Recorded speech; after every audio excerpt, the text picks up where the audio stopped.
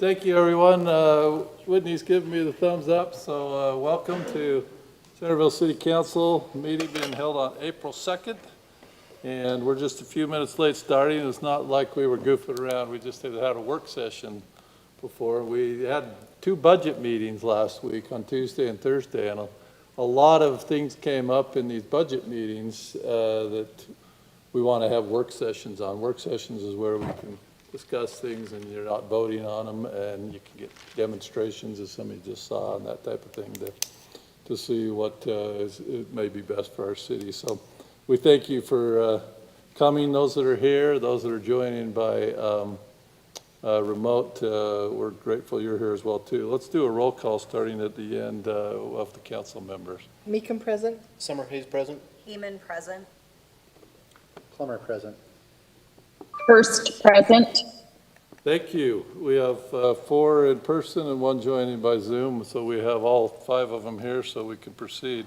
Let's have a legislative prayer thought by Councilmember Meekum. I have just a prayer. I had a great thought and I forgot to bring it. I need another turn.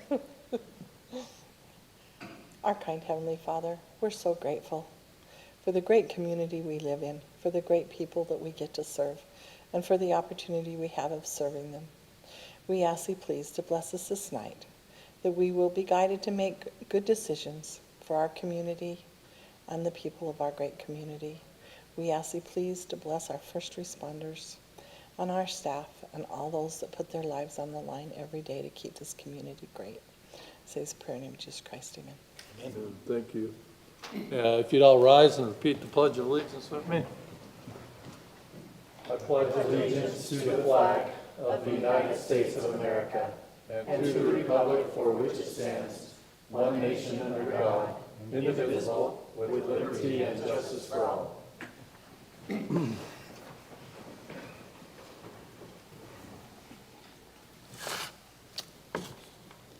All right, we're on to the open session. This is open session that allows anybody that's attending or on Zoom to comment on what might be on their mind. You keep your comments to 2 to 3 minutes.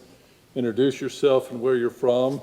I would bring up that we have 2 public hearing matters tonight on a zoning code amendment in regards to fences and walls, and a zone text amendment on cannabis production establishment standards. Those the public will be able to comment in further detail on those then, so you'll have your opportunity for those if you're going to speak on those 2 items in the public hearing, so it wouldn't be necessary that you comment right now in the open session. So open session is now available. Just as I said, try and keep your comments 2 to 3 minutes and introduce who you are and where you're from.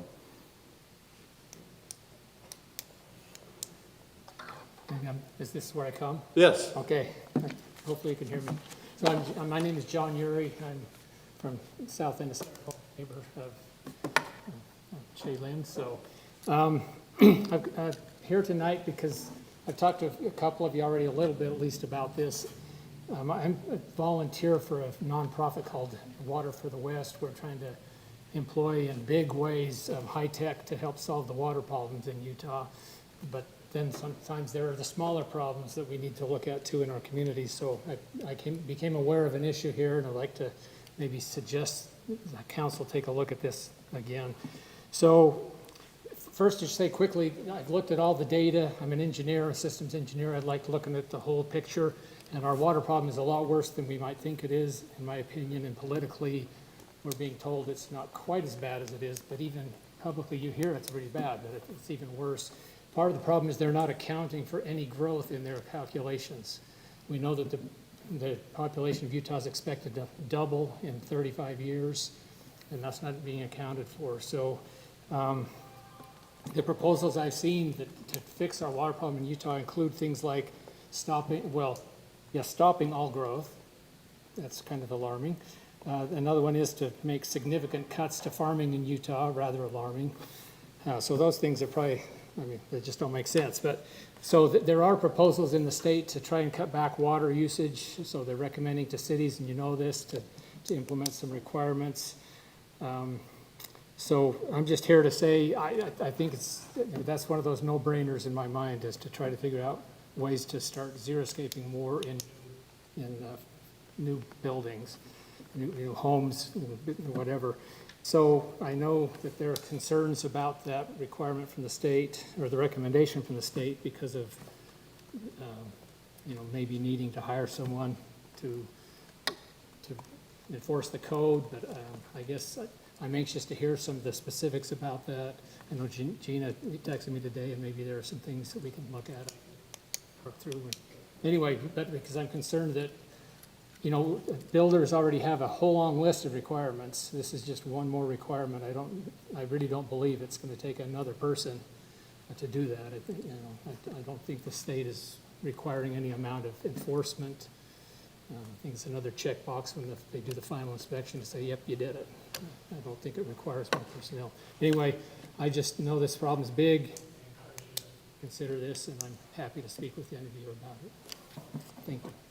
So a lot of these comments will take up possibly at a future work session because we don't agenda item. No, yeah. So you're looking at more conservation or more developing of resources or? Well, in my volunteering, we're looking at everything. Okay. But here, it's just a state recommended requirement to have new construction reduce their amount of landscaping in their front yard. Okay. He's also referencing, I'm sure, that the state that allowed some monies that flow through Weaver Basin for the rebate, which we've discussed at several council meetings, that we chose not to participate in that rebate program because of the enforcement side. So Weaver Basin is actually the one that's requiring us to enforce it, not necessarily the state. The state has the money available, Weaver Basin has their requirements if we were make And that for what money it's available worth, to every residents. city around us is involved, has chosen to participate already. Thanks, John. Appreciate it.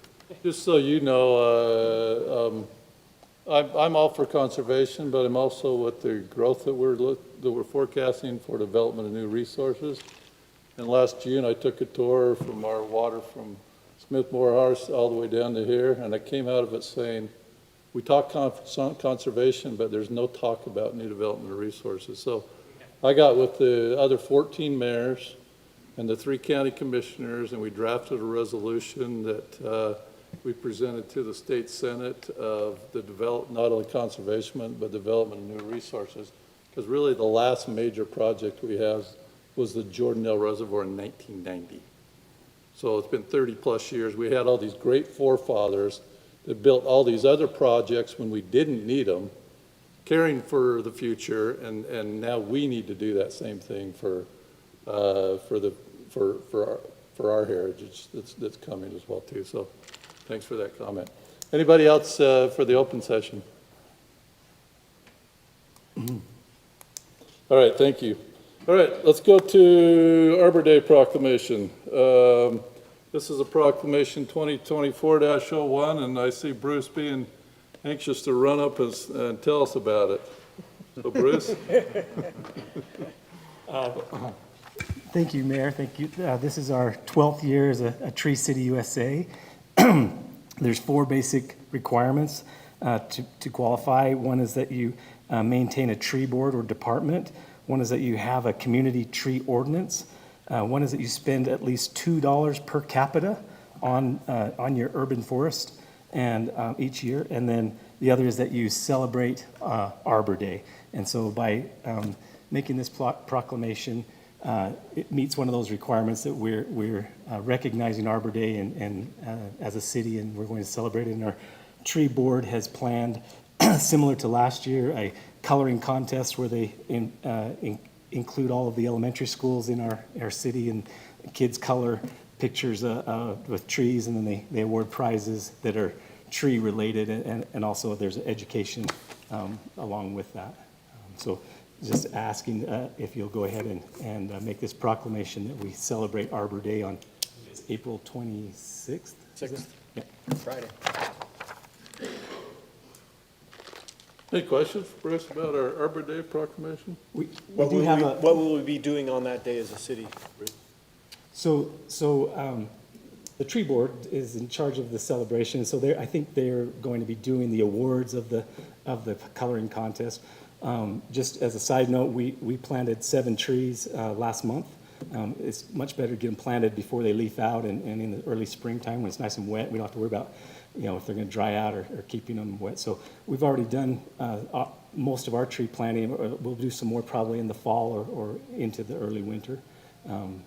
But we are having some tree removal stuff that needs to be done in order to put in our new batting cage with some older trees, but nothing as far as the city employees on that day that I know of. So, in the lobby on this east wall is a plaque that states that we are a Tree City USA, and under it is a little maple leaf that recognizes each year. And I just put up the new one. We just received the award again for this year, and we'll continue. It's a good thing for our city. Thank you. And this is something that we've done before, isn't it? Every year. Acknowledged Arbor Day, yeah. Yes, yeah, for 13 years now. Okay, so we got a proclamation on the table. Motion? Can I make the motion? I'll make a motion to make Arbor Day and declare April 26, 2024 as Arbor Day. And is that good, Lisa? That works. Maybe Is you there a can, maybe you resolution can on there? reference the proclamation number 20. Yeah, just reference the proclamation number, probably.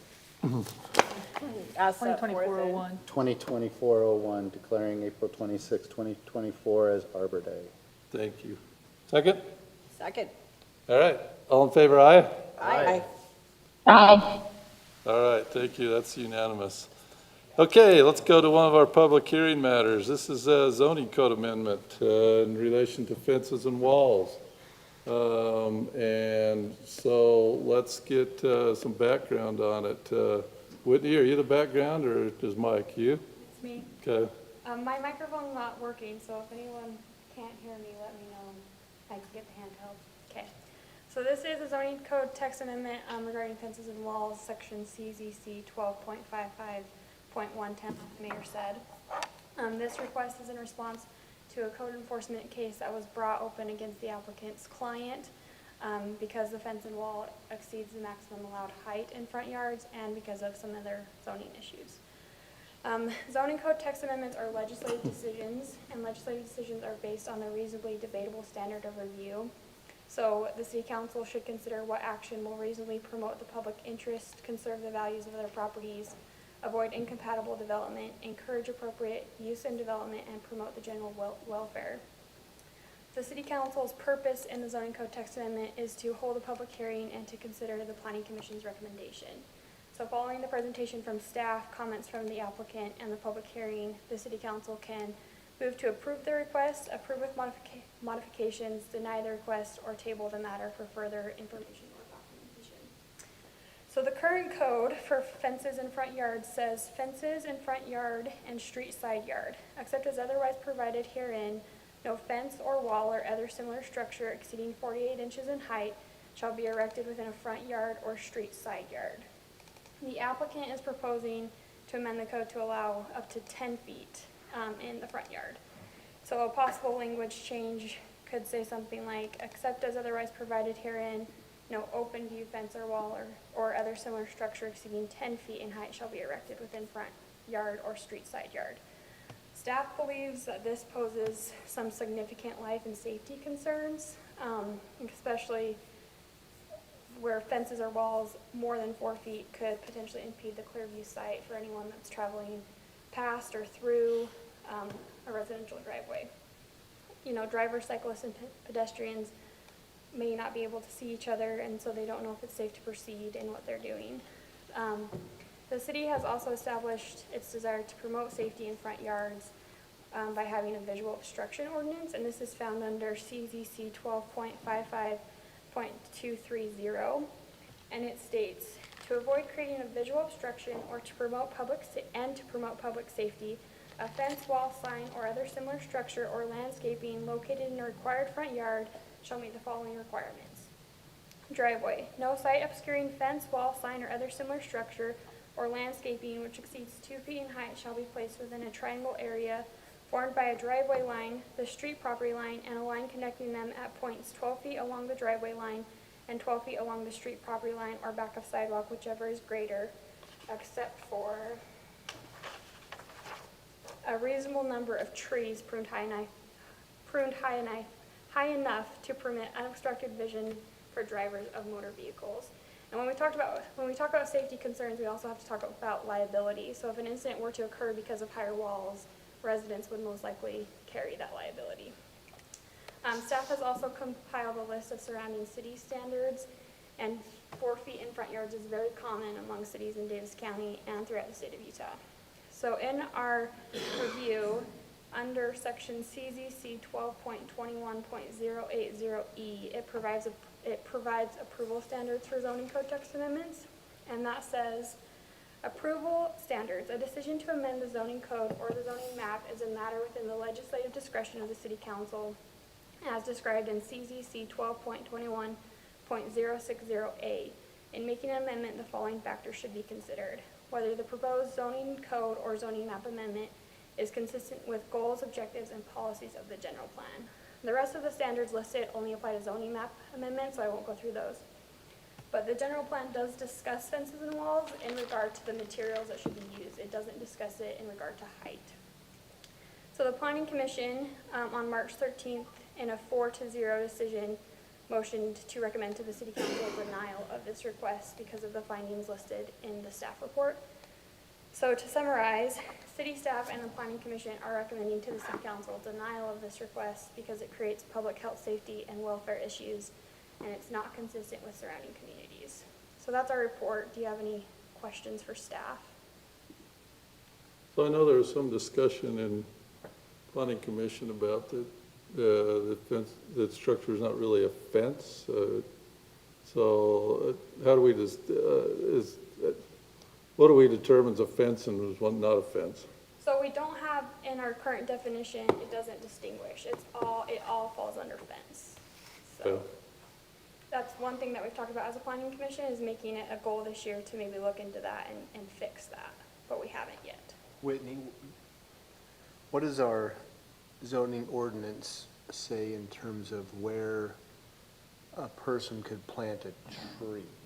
So that is actually in the street ordinance, and they have a list of approved trees that you can put in the park strip.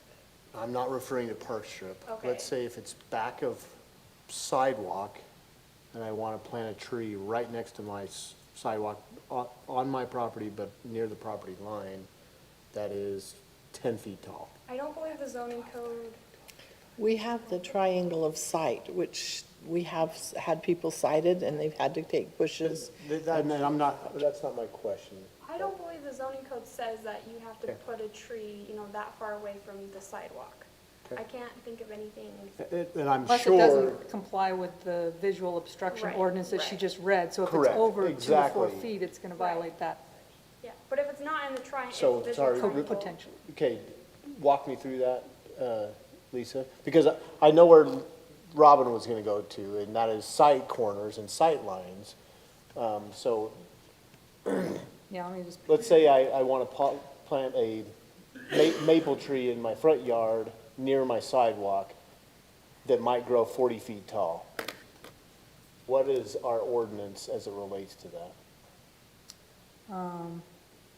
let's see, it does say on the clear intersection, so it says, yeah, no fence, wall, sign, or other similar structure or landscaping which exceeds 2 feet in height shall be placed within the corner lot triangle formed by the street. And so that triangle, there's a driveway triangle, which is 12 feet by 12 feet, and then there's an intersection triangle. So even trees are not allowed in that area. Correct.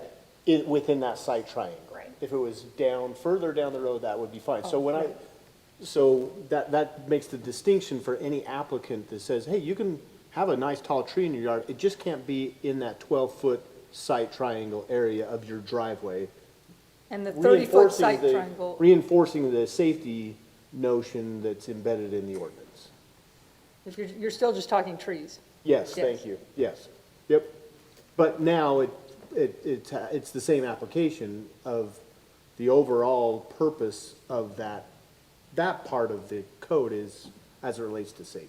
Well, true, in this part of the code, applies equally to fence, wall, sign, or other similar structure, including landscaping. So it Correct. could be a bush, a tree, a sign. Yeah, and that was my question to follow up on Mayor's, because how do you define this structure that's shown to us on the JPEG file? It's got these nice, beautiful timbers, but they don't meet code, as beautiful as they are, and that puts us in a tough spot. And that's why I wanted to say, okay, is our ordinance consistent across any type of visual obstruction? And the answer is, sounds like yes. For the site triangles, yes. Correct, yep, yep. Okay, thank you, that's all I've got for questions for staff. Sorry for putting you through the ringer on that question. That's all I have. It's round 2, I'm ready to go. I know To you the are. city planning commission. More questions for Whitney right now before we hear from the applicant? Is the applicant here? I don't believe so. So no applicant presentation then? Okay, so we don't have an applicant presentation, so if there's no other questions for Whitney right now, we can come back, circle back around after our public hearing, if that further questions come up in your minds. Then we will go to a public hearing. So this is a public hearing for zoning code amendment, CZC 12.55.110 regarding fences and walls. This is a now public hearing matter, whether it's open for the public to comment on this issue. So public hearing is now open.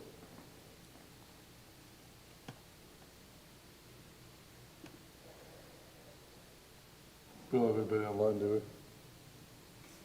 Seeing that there's nobody online and nobody stepped forward here, we will close the public hearing, and we'll come back to if there's any further questions of Whitney on this matter or comments. Do we get a lot of requests for fencing in the front yard from other residents? So you don't have to get a permit to get a fence in your front yard. This is the second complaint we've had about a fence higher than 4 feet in a front yard. So, Has staff, because of that, considered requiring some type of nominal permit process? so this is the second zone text amendment application for the fencing ordinance. The other one will come to you in a couple weeks. So we've actually talked with the planning commission, and we're probably going to look at the whole fencing Yeah. code. Okay. So that might be something we discuss. Okay. Yeah, and distinguishing between a fence and a wall and a retaining wall and Yeah. maybe an architectural feature. Right, yeah. All of those might. Because be- our current ordinance kind of bundles everything up in the same thing.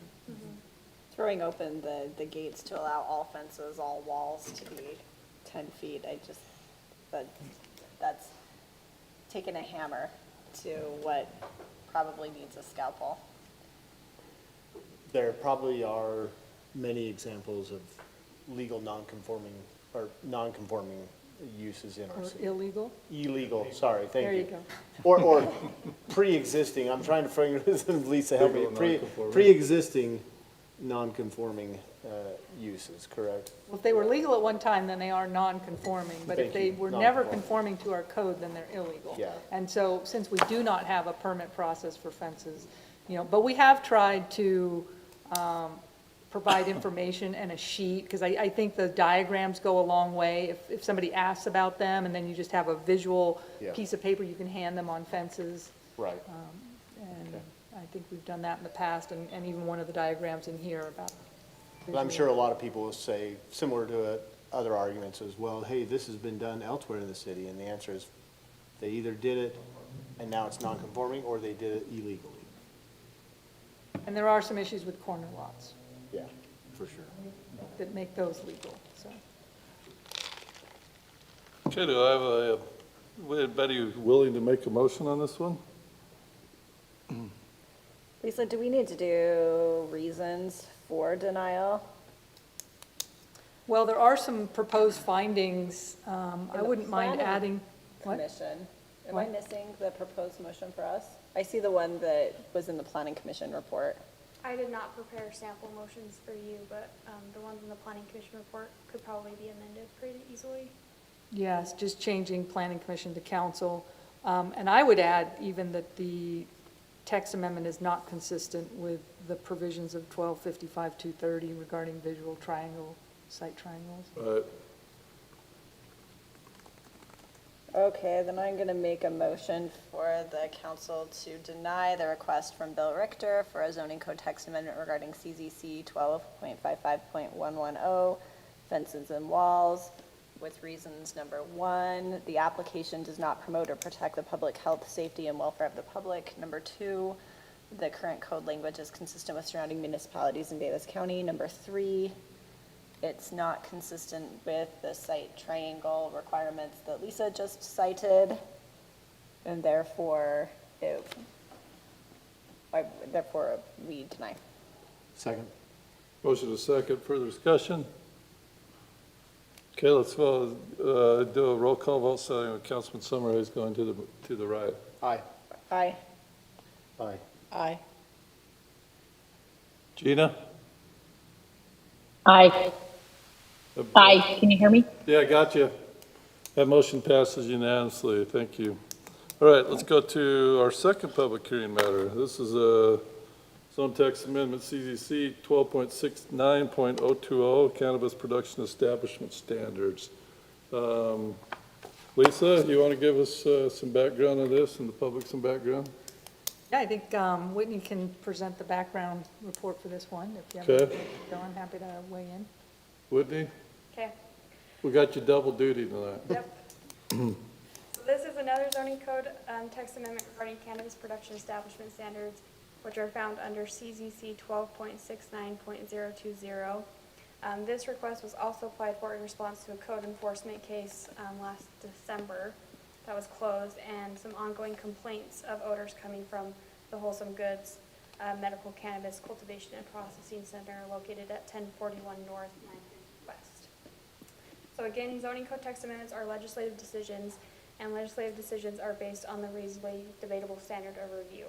So the city council should consider what action will reasonably promote the public interest, conserve the values of other properties, avoid incompatible development, encourage appropriate use and development, and promote the general welfare. The city council's purpose, again, is to review, is to hold a public hearing and to consider the planning commission's recommendation. So following the presentation from staff, comments from the applicant, and the public hearing, the city council can move to approve the request, approve with modifications, deny the request, or table the matter for further documentation or information. So CZC 12.69.020 currently says the following standards shall apply to all cannabis production establishments. A, the cannabis production establishment shall comply with the local restrictions set forth in applicable state law, including but not limited to Utah Code Section 4-401A-201. B, the cannabis production establishment shall comply with the advertising and signage restrictions set forth in applicable state law, including but not limited to Utah Code Section 4-401A-403. C, there shall be no emission of dust, fumes, vapors, odors, or waste into the environment from any cannabis production establishment or facility where growing, processing, or testing of cannabis occurs. D, the cannabis production establishment shall meet the land use and permit requirements for the zone in which it is located. And E, the cannabis production establishment shall obtain a city business license before conducting business within the city. The applicant is proposing to amend subsection C, which again says, there shall be no emission of dust, fumes, vapors, odors, or waste into the environment from any cannabis production establishment or facility where growing, processing, or testing of cannabis occurs. He's proposing 3 possible amendments. The first is to add the word excessive. So the new language would be, there shall be no emission of excessive dust, fumes, vapors, odors, or waste into the environment from any cannabis production establishment or facility where growing, processing, or testing of cannabis occurs. Proposal number 2 is to delete subsection C entirely. And proposal number 3 is to replace subsection C with the following. The cannabis production establishment or facility where growing, processing, or testing of cannabis occurs shall be designed to the extent possible in such a way as to filter inside air exchanges to the outside through air filter systems that reasonably limit excessive dust, fumes, vapors, odors, or waste from the air that exits the building into the environment. So again, we compared this to the approval standards set forth in CZC 12.21.080E, which says, approval standards. A decision to amend the zoning code or the zoning map is a matter within the legislative discretion of the City Council, as described in CZC 12.21.060A. In making an amendment, the following factors should be considered: whether the proposed zoning code or zoning map amendment is consistent with goals, objectives, and policies of the general plan. And again, the rest are just for zoning map amendments, so I won't go through those. But in our review of this application and whether it was consistent with the goals, objectives, and policies of the general plan, we found several conflicts. But before I go through those, I want to point out that we've classified cannabis production establishments as manufacturing limited. That's the use we've classified them as. And per the table of uses found under 12.36.05, manufacturing limited uses are permitted in all industrial zones. So this includes industrial medium, industrial high, and industrial very high. And most of the industrial uses in the city are located on the west side of I-15. This is important because it affected what areas of the general plan we looked at. The first area that I want to go through is the West Centerville Neighborhood Plan. This is the plan for the whole west side, and it lists several goals that we want to accomplish for the west side. Goal number 6 is to preserve and develop the area for future business and job growth. And then under the commercial and industrial development provisions, under section 12-430, it states, Centerville City should provide for the establishment and viability of commercial and industrial services in designated areas of the community. Emissions of odors, dust, fumes, vapors, and waste into the environment from cannabis production facilities in these areas could negatively impact the adjacent businesses and residential areas, and that could impact how we achieve goal number 6, which again is to preserve and develop the area for future business and job growth. And such impacts would not be consistent with the goals, objectives, and policies outlined in the general plan. And then it also says in section 12-430 that minimizing the impact of new businesses on existing uses in the area and vice versa is a priority. So again, allowing emissions into the environment that could impact other businesses is not in line with the priorities of the general plan. And then during recent enforcement and through ongoing complaints from people, the city, especially business owners, the city has learned that emissions do have the potential to impact the products, employees, business location, and quality of work for the people in that area. This request is also inconsistent with the objective of protecting residential development. General Plan Section 12-420-24 explains residential areas should be afforded protection from the impact of more intensive commercial, industrial, and institutional uses, and from the visual and noise impacts of major roadways and railways by the creation of protective buffering, transitional uses, landscaping, etc. Noise, odors, fumes, and other emissions would have a detrimental impact on public health, safety, and the general welfare for current and future residents. And then the general plan continues to show the desire of the city to mitigate potential impacts from incompatible land uses in section 12-435-11, which says buffers should be used between incompatible land uses, including but not limited to industrial, commercial, residential, and high-density or low-density uses. It is not desired that these uses occur in close proximity, but if they do, the adverse impacts of one use on the other shall be mitigated with distance, visual screening, access control, sound control, and other mitigation and buffering techniques. So the established regulations in the zoning code already, including those for cannabis production establishments and manufacturing limited uses, accomplish the desired goals of the general plan. And then in our review, we also considered how the zoning code regarding industrial and manufacturing zones and uses is in line with this application. And as I explained earlier, cannabis production establishments have been classified as a manufacturing limited use, and they're allowed in all industrial zones. The established cannabis facility in the city is in the IH zone. The definition of manufacturing limited sets some standards for emissions such as noise, odor, and vibrations. It says, manufacturing limited, an establishment engaged in the limited processing, fabrication, assembly, and or packaging of products utilizing processes that A, have no noise, odor, vibration, or other impacts discernible outside a building, and B, do not violate any applicable noise ordinance. So as you can see, all manufacturing limited uses, regardless of what they manufacture and regardless of where they're located, are not permitted to have noise, odor, vibrations, or other impacts discernible outside the building. We also looked at the purposes of each zone because they established some standards for emissions and things like that as well. So under CZC 12.30.020, it says, the purpose of the IM zone is to provide aesthetically attractive planned developments having a mix of office, research and development, light manufacturing, and limited retail uses, which have less than 10,000 square feet in floor area in a building. Typical uses include offices, clean indoor manufacturing facilities, service retail, restaurants, athletic clubs, medical offices, office warehouse buildings, and research facilities. And then the purpose of the IH zone is to provide areas for uses involving processing and assembly of manufactured goods, warehousing and material storage. Uses which generate excessive noise, vibration, odor, dust, and fumes are excluded from this zone. So the purposes indicated show the city's desire to regulate possible noise and emissions from businesses that are classified as manufacturing limited uses or other businesses that are located in industrial zones. And then finally, in our analysis, we considered how this request aligns with the purposes of the zoning code as a whole. So under CZC 12.10.030, it outlines 6 purposes of the zoning code. It says, this title is designed and enacted to A, protect public health, safety, and welfare, B, promote the prosperity, peace, and good order, comfort, convenience, and aesthetics of the city and its present and future inhabitants and businesses, C, protect the city tax base, D, promote economy and governmental expenditures, E, protect urban and non-urban development, and F, preserve and protect property values.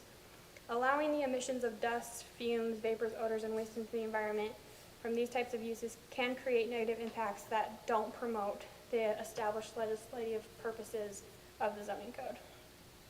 The Planning Commission on March 13th, in a 4-0 decision, recommended denial of this request with the 19 findings listed in the staff report. So to summarize, city staff and the Planning Commission is recommending to the City Council denial of this request as it is not consistent with the general plan, it's not consistent with the standards regarding industrial and manufacturing zones and uses in the zoning code, and it is not consistent with the established purposes of the zoning code. So that's our report. Do you have any questions for staff? So Whitney, in reviewing the minutes from Planning Commission, they included all reasons for action that staff provided, 1 through 19, correct? Correct. Okay. No changes. No changes. Okay. Other questions for Whitney? Is the applicant here? Would you like to speak? Yes, sir. You bet. Just identify yourself. Good evening, Mr. Mayor, council members, staff. My name is J.D. Lauritsen. I'm the head of Legal Compliance and Government Affairs for Wholesome Co. Inc. Wholesome Co. is one of Utah's 6 vertically integrated cannabis companies that proudly serves a portion of Utah's 81,000 medical cannabis patients. As it stands today, 1 in 4 cannabis patients chooses to shop with Wholesome Co. And 1 of 4 products being sold in the state is currently produced by us at the facility here in Centerville. We are very proud of the progress that we've made as a company, but we're also proud of the progress that cannabis has made, especially here in the state of Utah. One thing I think I would be remiss if I didn't mention is the lawmakers here in Utah have made a very specific effort to normalize cannabis as a medicine, as a healthcare alternative for folks, also as a type of business to be run here. And you can review through the code sections that apply to cannabis businesses, and you can see that, especially as it relates to the patients as well. We're trying to normalize cannabis as a business, but at the same time, we're not trying to run roughshod over the areas that we move into or where we may choose to establish our businesses. We hope to be a good member and a good steward of the community. I know cannabis, in a lot of ways, fights against, stigma and propaganda from the last 100 or so years. And so we understand that there are definitely some varying opinions on what it is we do, for a living. But I can tell you that we as a business are focused on being nothing but consummate professionals. And so what we are proposing is to find a way to reasonably be able to do business in the city. There were some comments made during the planning commission by staff that the reason that we were moving for this amendment was to stop complaints against our business. That's simply just not true. Of course, if the code is amended, that might be, a consequence of it.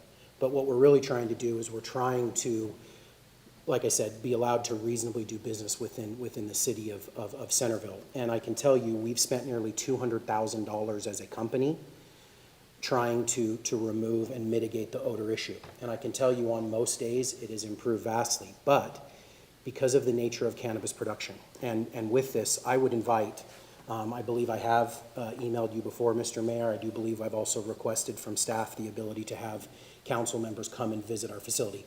I know you can't all come together, because I know that would form a quorum, and then you'd have to have a public meeting because of it. But I would love to have any of you come through to see our facility and see what it is we do. I think it may change your mind a little bit of what cannabis production is. So what we've proposed is, you heard the three options. The word excessive, that word was debated a little bit during the Planning Commission. We took that word directly from your own code in relation to industrial high, the industrial high zone where we're located. The second option would be to remove it entirely, but we would still be subject to the restrictions and the regulations that apply to businesses in the zone where we are located. So we'd still be subject to an excessive odor, context. And I think, and then the third option is really, we looked at some other, ordinances around the state, and it talks about the design of the facility. So we wanted to provide those three options. But I'm not here today just for Wholesome Co.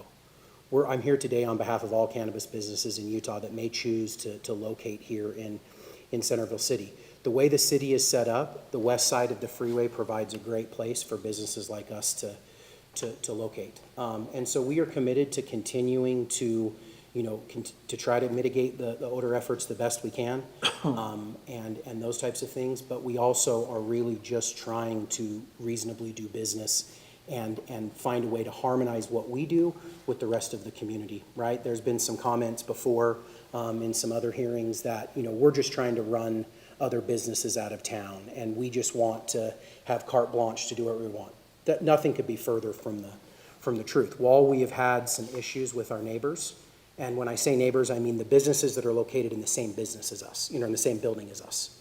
But my understanding of the amendment, and I'm hoping to at least get some agreement on this tonight, is this is really about air passing into the outside environment, not air passing between the units within a building. But to address those things, that is, not only did we install those filters to try to address the odor ordinance itself and make sure we could comply with it, but we also did that to try to help our neighboring businesses. One of the businesses, we've actually installed a unit in there, one of the units we bought, we've installed it in their facility. We've made the offer to the other business as well. So I don't think you can say that we've really kind of just rested on our laurels and we've now come to you all trying to seek relief, right? We've done our part and we're willing to do more. What we would like the city to do is treat cannabis businesses the same way you might treat another business. And I don't want to get too much into the classification of a cannabis business as a limited manufacturing business. I think that's a bit of a red herring, to be quite honest with you. What we're really looking for is to be treated fundamentally, with fundamental fairness, as LUDMA requires. And we're also asking the city to recognize that the Utah legislature has prohibited cities and municipalities from banning cannabis businesses from locating within their jurisdiction. And so we are just trying to make our way like any other business. We understand that the odor can be an issue. I am not aware of any evidence that suggests that cannabis odor in and of itself is a threat to public health and safety. The complaints that have been received and some of the things that were said tonight are in relation to businesses that are in the same building as us, right? Not businesses that are outside of us. Across the way from us, I think there's a children's playground business. I think Coconut Grove might be the name of it. We've not received any complaints from them, right? So we're not trying to stifle complaints. We're not trying to stifle the citizens of, Centerville City from being able to, make their voices heard and bring things in front of you all. Like I said, we're just trying to be able to fit in with the community, understanding that an inherent part of what our business is will produce some level of odor. It's not a zero-sum game, right? So as hard as we try, there is going to be some odor associated with our business, and we're just asking for a more reasonable standard. And really, the reason we put forth the excessive standard was because that borrows from something that's already in you all's ordinances. Thank you. Question for you. Do you have other facilities? So we used to have another cultivation facility up in Garland, Utah that we shared with another licensee. We sunsetted that facility in June of 2023 last year. We are in the process of standing up an outdoor facility, but it will not be the same as what our current facility is. It will just grow plants outdoors that will then be, a lot of that will be brought to our facility currently where it'll be processed into products, vape carts, gummies, those types of things, non-flower products, I guess, as well, say non-plant products. So when you located here, you hadn't had any incidences of, in the past, of knowing smells that you may put off or not, because this is really it sounds like your first go at it, right? I mean, I do think, you inherently understand with the cannabis business, so the plant itself produces a very distinct smell, right? And it's through what they call terpenes.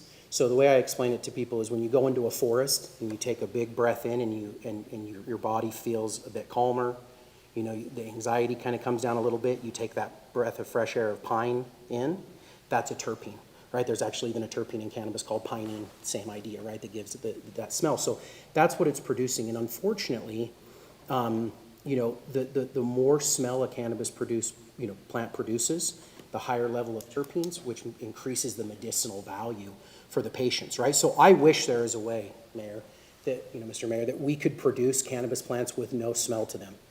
If we did, those plants would likely have very little or much less medical benefit, for the patients that we serve. So it's a bit of a catch, 22. We could try to produce less quality medicine, but that wouldn't be in the best interests of the patients, right? So that's where we find ourselves. So we did understand, right? And I said this, point blank to the Planning Commission. We knew, but we were also hopeful that the way we had designed our facility, your folks in your building department and everything, approved our odor mitigation plan, that we initially had. Unfortunately, that wasn't enough. So we've gone further. But what we're hoping to do is just see the ordinance amended to provide something that's more than a zero tolerance policy for cannabis businesses generally. Are cannabis businesses like yours elsewhere able to produce without emitting the strong odors? I'm sure it's in varying degrees. I think a lot of the folks, because we're an indoor facility, that's a bit different than those who may grow in a greenhouse or who may grow outdoors, right? Those folks will probably choose to locate in more rural areas, which they have. But I'm not aware that there's any cannabis producer who has not produced some level of odor. And honestly, this is something that plays out across the entire country. As a matter of fact, the clean leaf filtration units that we have in our facility that we purchased, the 14 of them, we actually flew out to, some folks from our business flew out to a facility in Missouri. And even though they have many units in theirs, there still is some level of odor that comes from their business. Obviously drastically reduced, but there still is some level. And cannabis odor has, I believe you probably it'd be tough to find, a city or a municipality that hasn't had some concern. Now, some have enacted ordinances, some haven't. So yes, I think that most cannabis businesses, do struggle with emitting some level of odor from their business. It's kind of a natural byproduct of what it is we do. You can only hope to mitigate it. I don't think there's a real way to completely eliminate it. So, in a lot of ways, you're stuck trying to chase something that may not ever be able to be a zero-sum game. Okay, thanks. Any other questions for the applicant? We've heard about how the odor can attach itself. When your workers go to the facility, do they have to wear special apparel when they go in, and when they come out, are they having or noticing problems about the odor sticking to them as they leave the facility? So because of the PPE requirements that we have within our facility to maintain, a certain level of sanitation and to not bring, pests and other things into the facility, we require that all members of our team wear scrubs. But certainly the cannabis odors, do stick to people. But none of our folks, that's necessarily an issue for, right? Someone may comment to them, but it's simple as enough to say, that's my job. So it does happen. And that is, that is a bit of an issue. But when you're in the outside environment, if I was a business down the road from us, even if I smelled it, I think it's very unlikely, I'm not gonna say impossible because I don't know for sure, but I think it's very unlikely that odor would stick to those folks and cause any sorts of issues, or that odor in and of itself would cause any health issues. Because if that was the case, if the odor of cannabis in and of itself could cause health issues, I myself would have health issues, as well as all of our workers. And we don't have people regularly leaving work, due to any kind of health issues related to the odor. That was my follow-up question. So you have not seen a significant uptick in illness in your staff? Absolutely not. Other than the general illnesses that seem to run around, and you know how they get when they get inside businesses. I haven't done a full review, but you say you have a Clean Leaf system is the company name? So yeah, I think Clean Leaf is the name of them. We have 14 of their units installed. And so what they do is they pull the air in through the facility and they filter the air through carbon filters. We also have a number of carbon filters installed in our HVAC systems for the air that's leaving, the building. We also, after the complaint started from our neighbors, worked diligently with our landlord and their contractor to ensure that the demising walls between the units were absolutely 100% sealed. That should have been done as part of the initial construction, but we had to follow up on it, and we did some other sealing measures. So all in all, we've taken significant steps, and we are prepared to take additional steps. I just think what it comes down to is I'm not sure there is a step you can take that will eliminate the odor, completely, which is essentially what, prompted the So I'm going to read directly from Clean Leaf's website. It says, to address the odor and environmental concerns associated with cannabis cultivation, the Clean Leaf Odor Control Series is specifically engineered to eliminate odor. That's a website trying to sell you a product. I can tell you with So- the so I mean, 14 units that we've, I'm just reading from the website, from the company that you've chosen to use as a vendor to eliminate. So they've used the word eliminate, which I think our ordinance states eliminate, zero, whatever, no fume. So I'm just, if you're saying that you can't eliminate it, your vendor is saying they can, so there's a disconnect there. yeah, That's all. just I'm not leave going it to at split that. hairs with a website that's going to attempt to sell you a product. I can tell you that it has dramatically reduced the amount of odor, just from my own experience and from the experience of others. But maybe there needs to be more units, purchased, maybe more of those things. But while we are trying to ultimately get there, it just hasn't proven to be the case. So I'm not going to, argue that Clean Leaf is making a misrepresentation. The website says what it says. I can tell you in practice, these filters do a very, very good job. It's not likely to reduce the odor completely. In the Planning Commission minutes, you were responding to a question from Commissioner Patterson, and the minutes indicated that you have implemented some of the more successful measures regarding filtration systems in the building. And if I just heard you correctly, you've said, yes, we've done some, and there are more that we could do, but we don't think that whatever it is that we put in is going to get us to zero, and so we have not taken those additional measures. Did I understand that correctly? I don't think so. I'm not saying that that's the reason we haven't. I'm saying we're prepared to, right? These units have only been installed since around the end of the year, right? The end of the year is when we resolve the enforcement action, so we're trying to see how it goes. We've honestly been working with our neighbors to try to find a solution as well. So we are prepared to spend more money. It's not that we're like, oh, we'll never get to zero, so we're not going to spend the money. We spent $200,000 knowing that we might not be able to get to zero, right? So we're working as diligently as we can to reduce the issue, and some days are better than others, so we're trying the best that we possibly can. I appreciate that. It Absolutely. sounded to me like that there were additional measures that you could implement that you have not done so yet. It would likely just be purchasing more filters, because this is what you do. I mean, the other options that we looked at were, a $2 million, system that casinos use. With the way taxes are on cannabis, and how hard it is to get into the black, so to speak, as a cannabis business, that's a large outlay of money, that we just didn't have. So what we tried to do is we tried to design the facility in such a way that it would eliminate these odors. That didn't work, right? So now we went on to the next option, which is these clean leaf filtration systems, and we're prepared to install more of those. We're even prepared to install, as we've already installed one in one of our neighbors' buildings, to install more, for them, as well. So that's our commitment to trying to resolve the issue. But it's just, as, at least as our experience has been, we haven't been able to get it down to nothing. And JD, I don't want my comment to be misconstrued that I don't want Wholesome to succeed. I want every business in Centerville City to succeed within the framework of our code. Understood, and I think that's exactly where we are as well. We want all the businesses. I'm sure there might be someone here from one of the neighboring businesses. We want them to succeed as well, right? And so, you very easily could have just said, hey, go take it up with the city. But even after the enforcement action, we have continued to work with those neighbors to try to find, a good solution, for everyone. So yeah, we want to be here forever. I mean, we have a 15-year lease, and we would love to be here for all 15 of those years. And we would love to say that 1 in 4 cannabis products being produced in the state of Utah comes from right here in Centerville. Do you know if there's any other growers that are in such close proximity to other businesses? That I couldn't tell you, because like I said, there are some that choose to grow differently than us. They may not grow indoors. But when we were looking to determine where to locate here in the city, we knew the 2 best zones, and really the only 2 zones where you could locate were the industrial high zone or the industrial very high zone, right? And the building where we chose to locate, the landlord there had previously leased to cannabis businesses. They were well aware of who we were.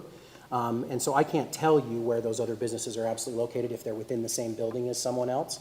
But I know we did do our due diligence with that and made sure that everyone was well aware of the business we would be conducting. Do you know anything about these cannabis businesses before you, how they were different in their manufacturing than you guys are, or you have no idea? Which cannabis businesses? The You ones said that the that landlord? they Yeah. were in your spot, or were? So they weren't in the same building as us. And as a matter of fact, one of the units in the building that we are currently located in was going to be leased to a cannabis processor. So someone who would just take cannabis biomass, which is the plant material, and process it into products. That lease, I don't think, ever got worked out or materialized, and I'm not sure that company ever went through with state licensure. But they would have been in the same building as us. And I know the landlords also leased at least one other space to a cannabis processing business. Now, that is a bit different than cultivation, but the landlord was well aware when they leased us the space that cannabis cultivation was going to be something that occurs, and even a cursory Google search would tell you that cannabis processing and cultivation are a bit different.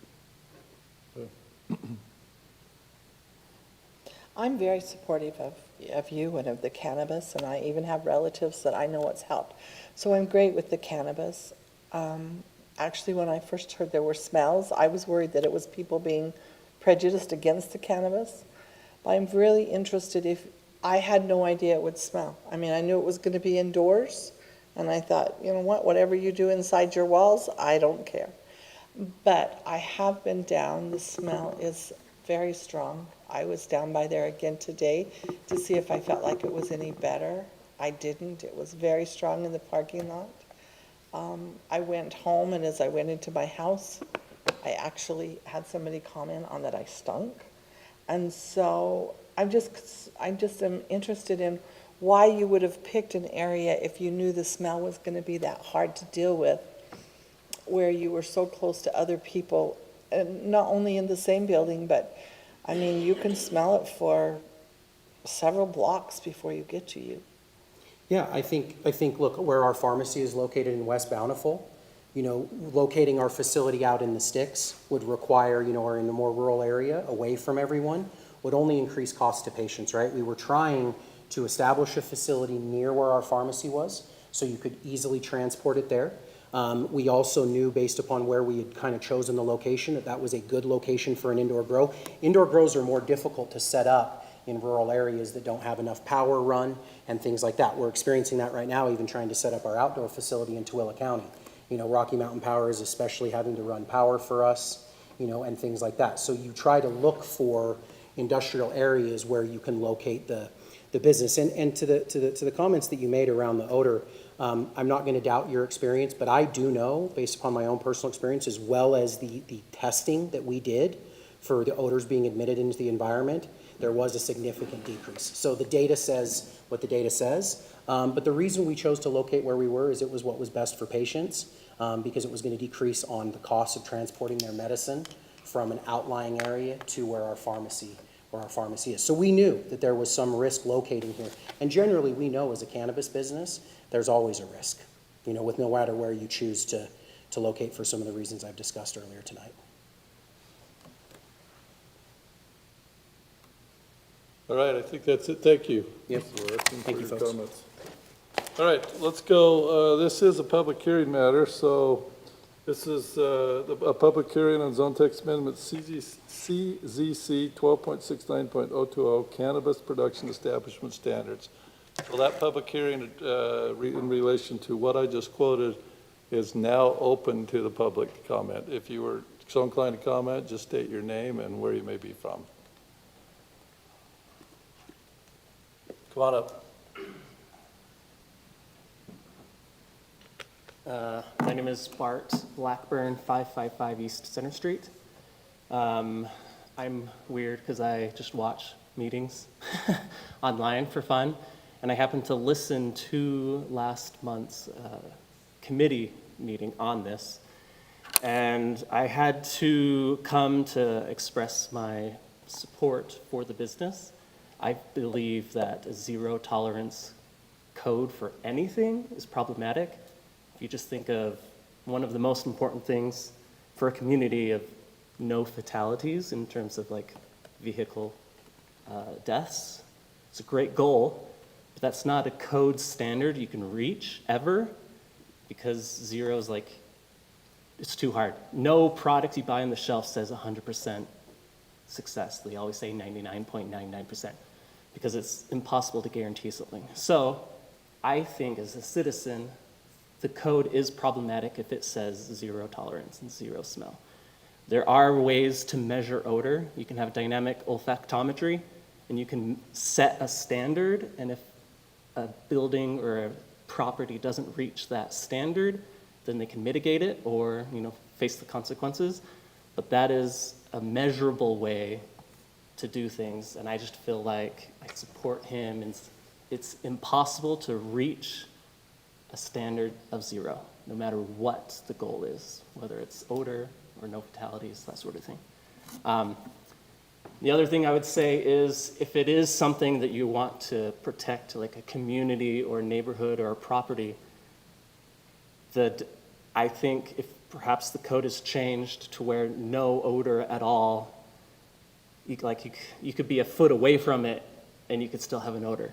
So maybe it's changed to this level of odor within the property, or this level of odor within the building, or within a 1 block radius, some form of like measurement to actually shoot for and actually a realistic target. That's what I say. Thank you. Thank you, Bart. Appreciate it. Others? I think you have people online. Bryce Anderson. Yeah, can you hear me? Yeah, we can hear you. Well, Okay. identify yourself and where you're from. Yeah, this is Bryce Anderson. I'm a native of Centerville and one of the co-tenants there with Wholesome Co. With this comment, I'm going to make a goal of 100% no swear words. So let's see if I can get to 100% without swearing. How's that for a goal? So I just wanted to make a few comments. I agree with a lot of what's been said. That, we have a business there in Centerville, a store, up by Home Depot, and a warehouse down sharing this building with Wholesome and with Wind and Solar. And I mean, our goal is to have a great business, take care of our staff, and, support our customers there in Centerville and elsewhere. And, I think there's a discussion to be had about the tenants of the building and the smells going back and forth between the units. I don't think that's what this discussion is today. I think it's clear that it's the smell that's leaving the building. And, even with the work that's been done and some of the investment that's been made, that smell still exists and is still impacting people's lives. And I think there were comments or, part of the plan about, not impeding business growth and, a lot of things, and that still is the case today. We have, there was some questions about that smell, getting on people. Absolutely. We have people that when they leave work, they'll go home and shower before they go to the doctor. Or, if they have appointments because they smell very strongly. We've had people that we've met and they park their car on the road outside of the building. They never once enter the building. And we go to lunch, come back, drop them off at their car, and their car smells. We had an employee who was just this, who her car was parked out there for the day. She was pulled over for speeding. That was her fault in West Bountiful. And the officer that pulled her over wanted to inspect her car because of the smell. It was that strong.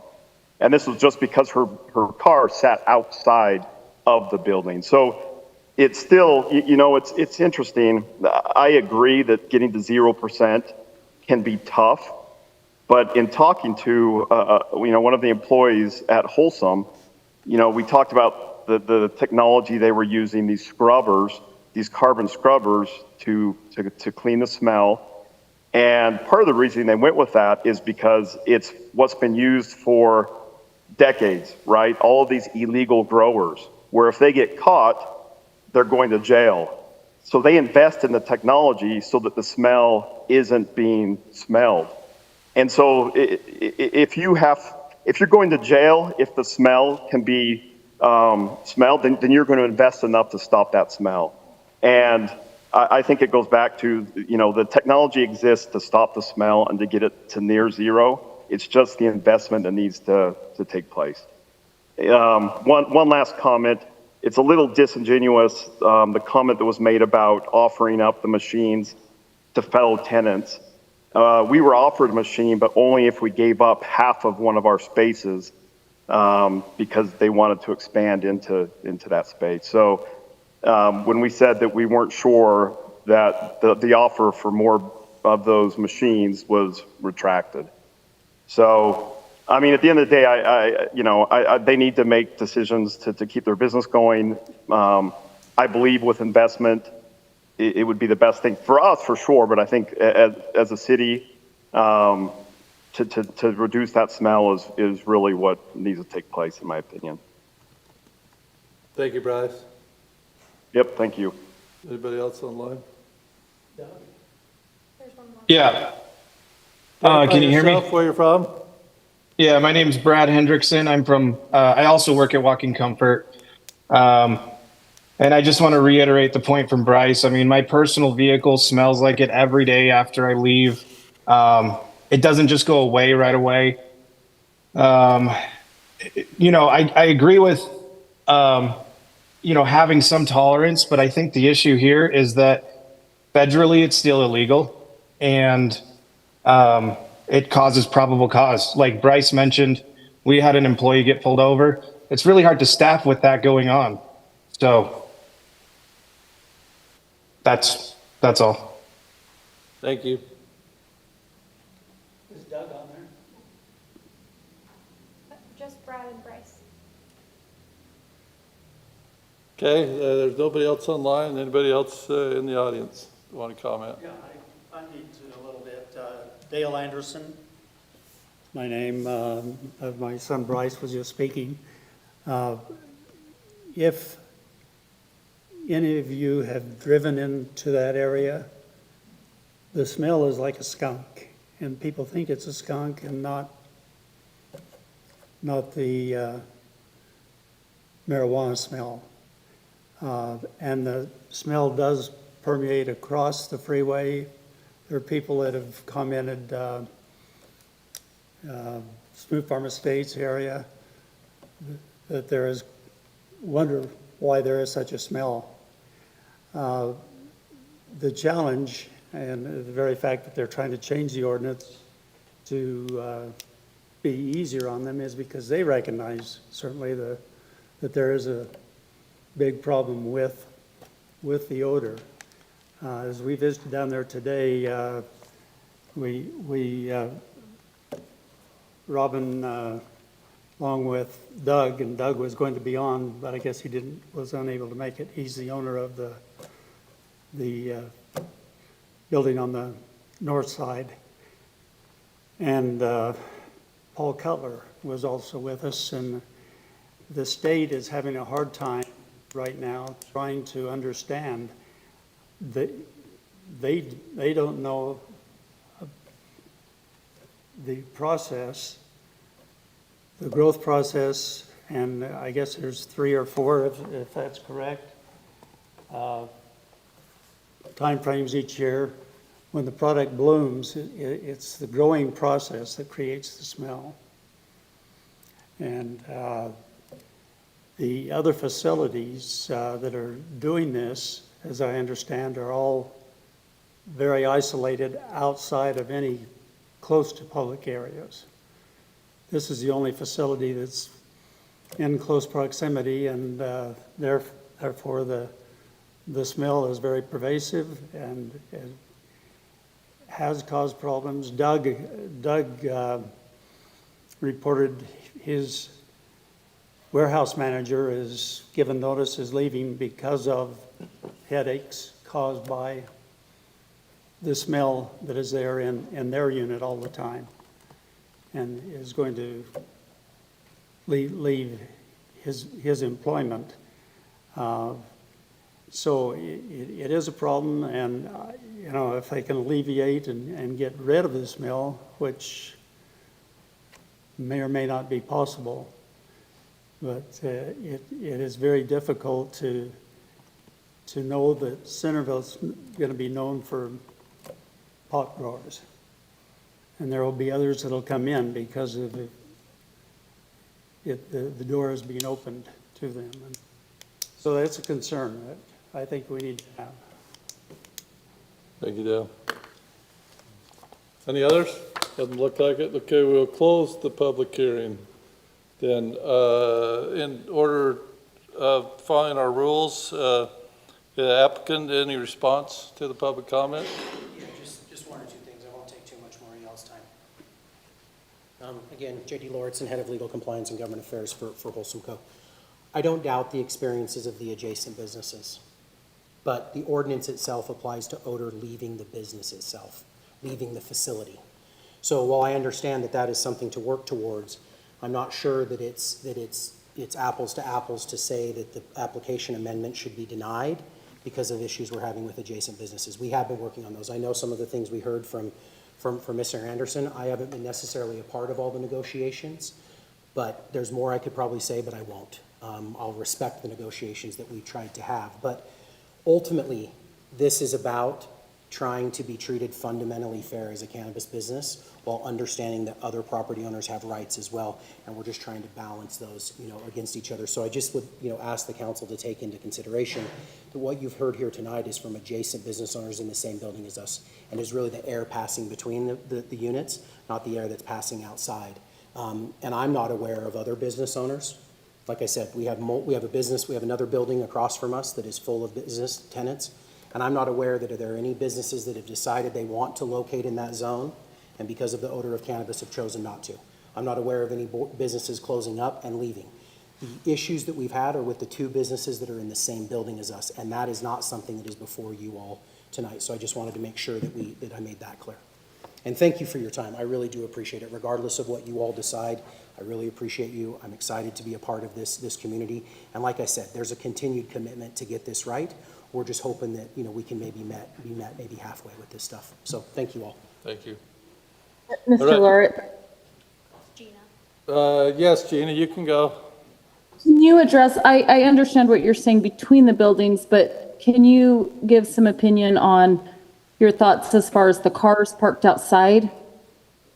Yeah, I think, and I'm happy to, answer that question the best I can. I'm not a scientist. I don't, my expertise is in the law, and that's, we're much more scalpel. Well, I guess I'm just wondering, you're saying what they're stating is that there is going to be some smell between the buildings, but they're also saying it's making its way out to the parking lot and possibly the street.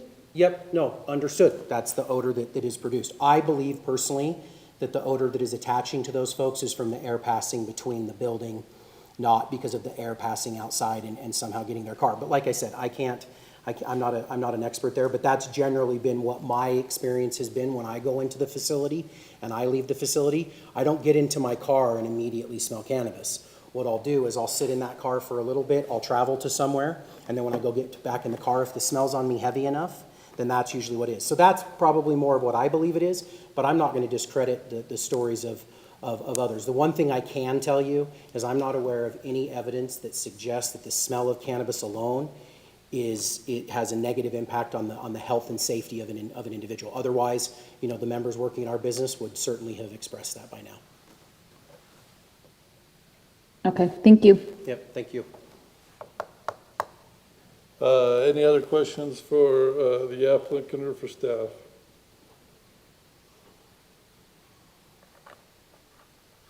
Would it be possible to have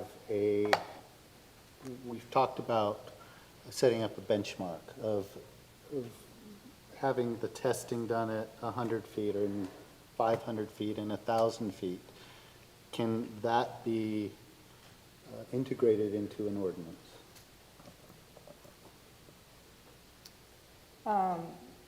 Yes, I think you can look at multiple alternatives for your ordinance.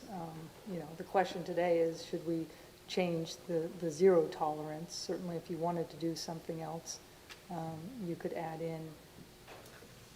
We're also talking about possibly tabling it and coming back and having some more information. Is that correct, though? That's what you guys decide. That's the first I've heard of it. Yeah, the council people decide that. I did travel in that area. I usually try and do my homework before I come to council meeting, and I had an opportunity to go down there. I was probably several blocks away when I passed someone that knew me, and I just stopped and rolled the window down and said hello, and they said, "What are you doing?" And I said, "I'm just coming down to see how this cannabis smell is today." And they said, "Oh, come down here any day. You can smell it. Terrible." And that was just somebody that had no idea what was going on, but was several blocks away. So I don't think that, it's not just that it's in the parking lot or just out into the street. It's blocks from there. I've had people tell me they can smell it on the freeway. I've had people tell me they can smell it on Legacy.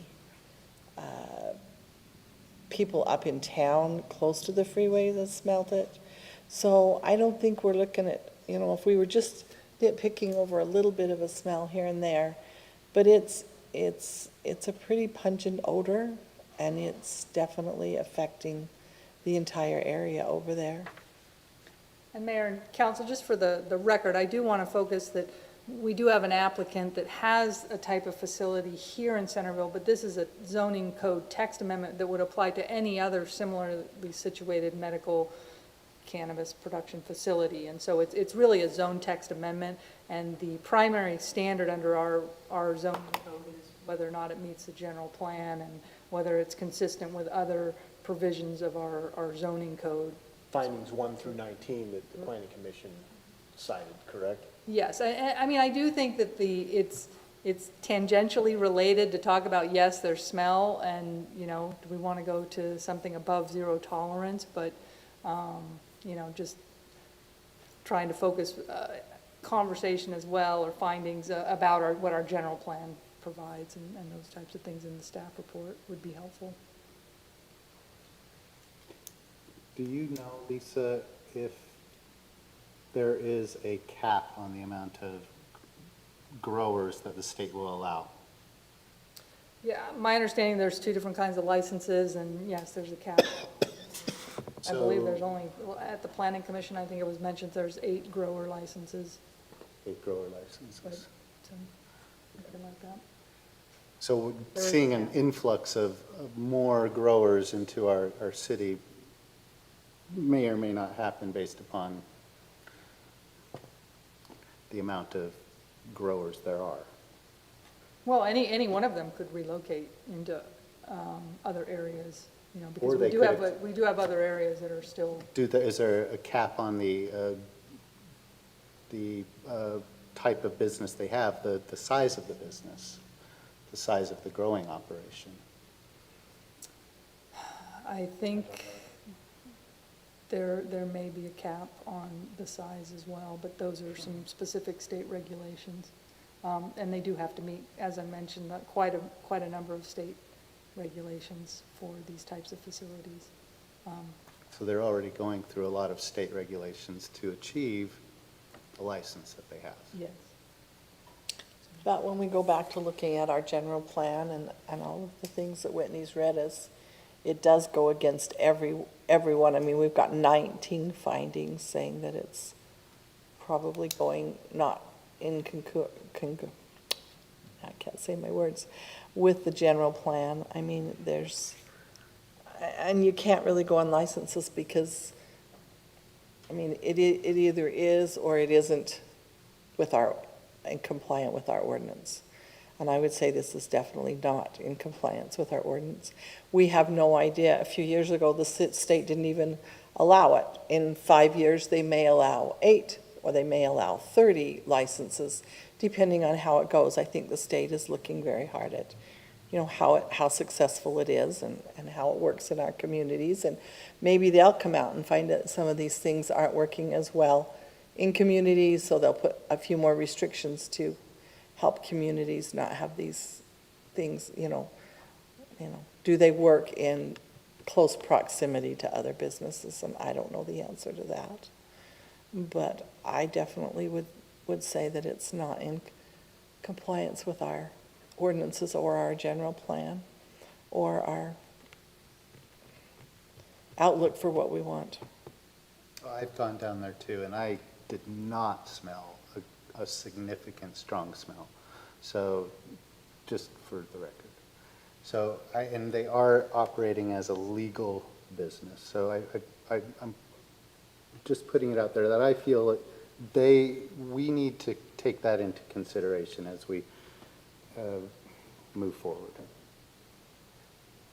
And if you'd like to ask Mr. Lordson about the specifics on whether there's a cap and how many licenses you're looking to I don't do. think, to me, it doesn't matter because to me, it's not in compliance with our general plan or for that area. I mean, they could be if they can, we would love to have them in our community. I said, I know they help a lot of people, so I have no problem with them in our community if they can just. I think that the application, the substance of the issue is a zoning text amendment. Yes. Period. Yes, End of I story. agree. And the applicant has provided us with 3 different options, and our discussion tonight should be centered around, are there any of these options that are acceptable, or are we comfortable with our existing zoning code? That's, I think. You're correct, Councilman Summers. That is what we're hearing on. That's why I keep saying it's zoning text amendment and quoting the code number. That's what we're talking about. We're not talking about any specific business. I'm not trying to tamp down if you want to ask the applicant some additional questions, Brian, but I think to focus on what the applicant has provided us to make a decision about is before us. It's not any other issue. I think zero tolerance, I would agree with Mr. Blackburn. Zero tolerance is very difficult. And Well, if we were to talk about zero tolerance. Our last agenda item was related to fences, walls, structures. That's a zero tolerance policy. You have to No, meet. it's not. You have to meet side triangles. We- Either you meet side triangles or you don't. Is that correct? You can have a 4-foot wall or a fence. But that's a zero tolerance policy once you get to the 4 feet. It can't be 4 feet 1 inches. Can't be 4 feet 3 inches. That there is Maybe there should be a zero tolerance policy with a parameter such as But what I'm height saying or. is that's, to say that there's nothing with a zero tolerance policy is inaccurate. Because our zoning code essentially provides a framework, our height restrictions within zones. That's a zero tolerance policy. Either you under or over the height, period, end of story. You've met a setback by an inch or not. Those are zero tolerance policy types of issues. So I don't agree with that. I I tend to agree with Spencer on this, and I kind of feel like if it's not zero tolerance, what is it? And we're looking at not just one business, we're looking at an entire zoned area.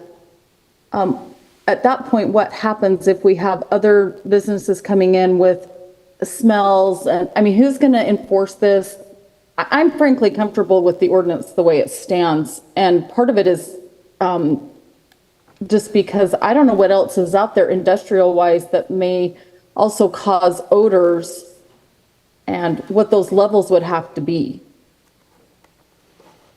Just to clarify, though, this is only a text amendment in the cannabis section of our Yeah. code. Correct, it's not a manufacturing. But code amendment. manufacturing limited, all manufacturing limited uses are prohibited from having odor and noise. So we're not asking any more of them than we're asking of everyone else.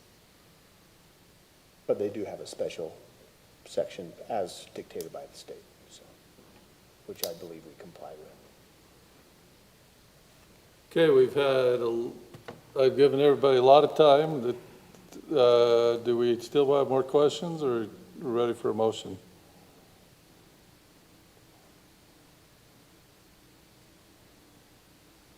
Somebody willing to make the motion? I'm willing to make a motion if I can do it correctly. I'm happy to be corrected by fellow council members or staff. I would recommend that we deny the. Move, thank you, not recommend. I move that we deny the zone text amendment, and For reasons for 1 reasons, through 19. yeah, and I the was gonna planning say, commission yeah, for reasons recommendation. 1 through 19 that were already previously provided in the planning commission denial. Recommendation, thank you. I'll second that. Second. We have a motion and a second. I am giving you, because there's been quite a bit of talk, a last chance for further discussion on it. I'll say something, that I will support this because I think that the alternates did not use the proper verbiage as well. And trying to shift into a different definition for excessive, even though excessive is used in other ordinances, that in this situation, we just don't know what that means. Yeah, yeah, and that was debated with the planning, it was a good debate, and I mean, that's a good point, Brian. Okay, let's vote then, if there are all for comments, starting with Councilwoman Haven, going to my right. Aye. Aye. Aye. Aye. Aye. Voting appears to be unanimous. Thanks for all the input and all the comments from everyone. All right, let's go to item number 3. This is installation and purchase agreement with Geneva Communications and Controls for security cameras and software services. Who's going to, in addition to what we have in our materials, discuss this? Bring it up. Anybody in particular that's here? Oh, sorry, wait, that's me.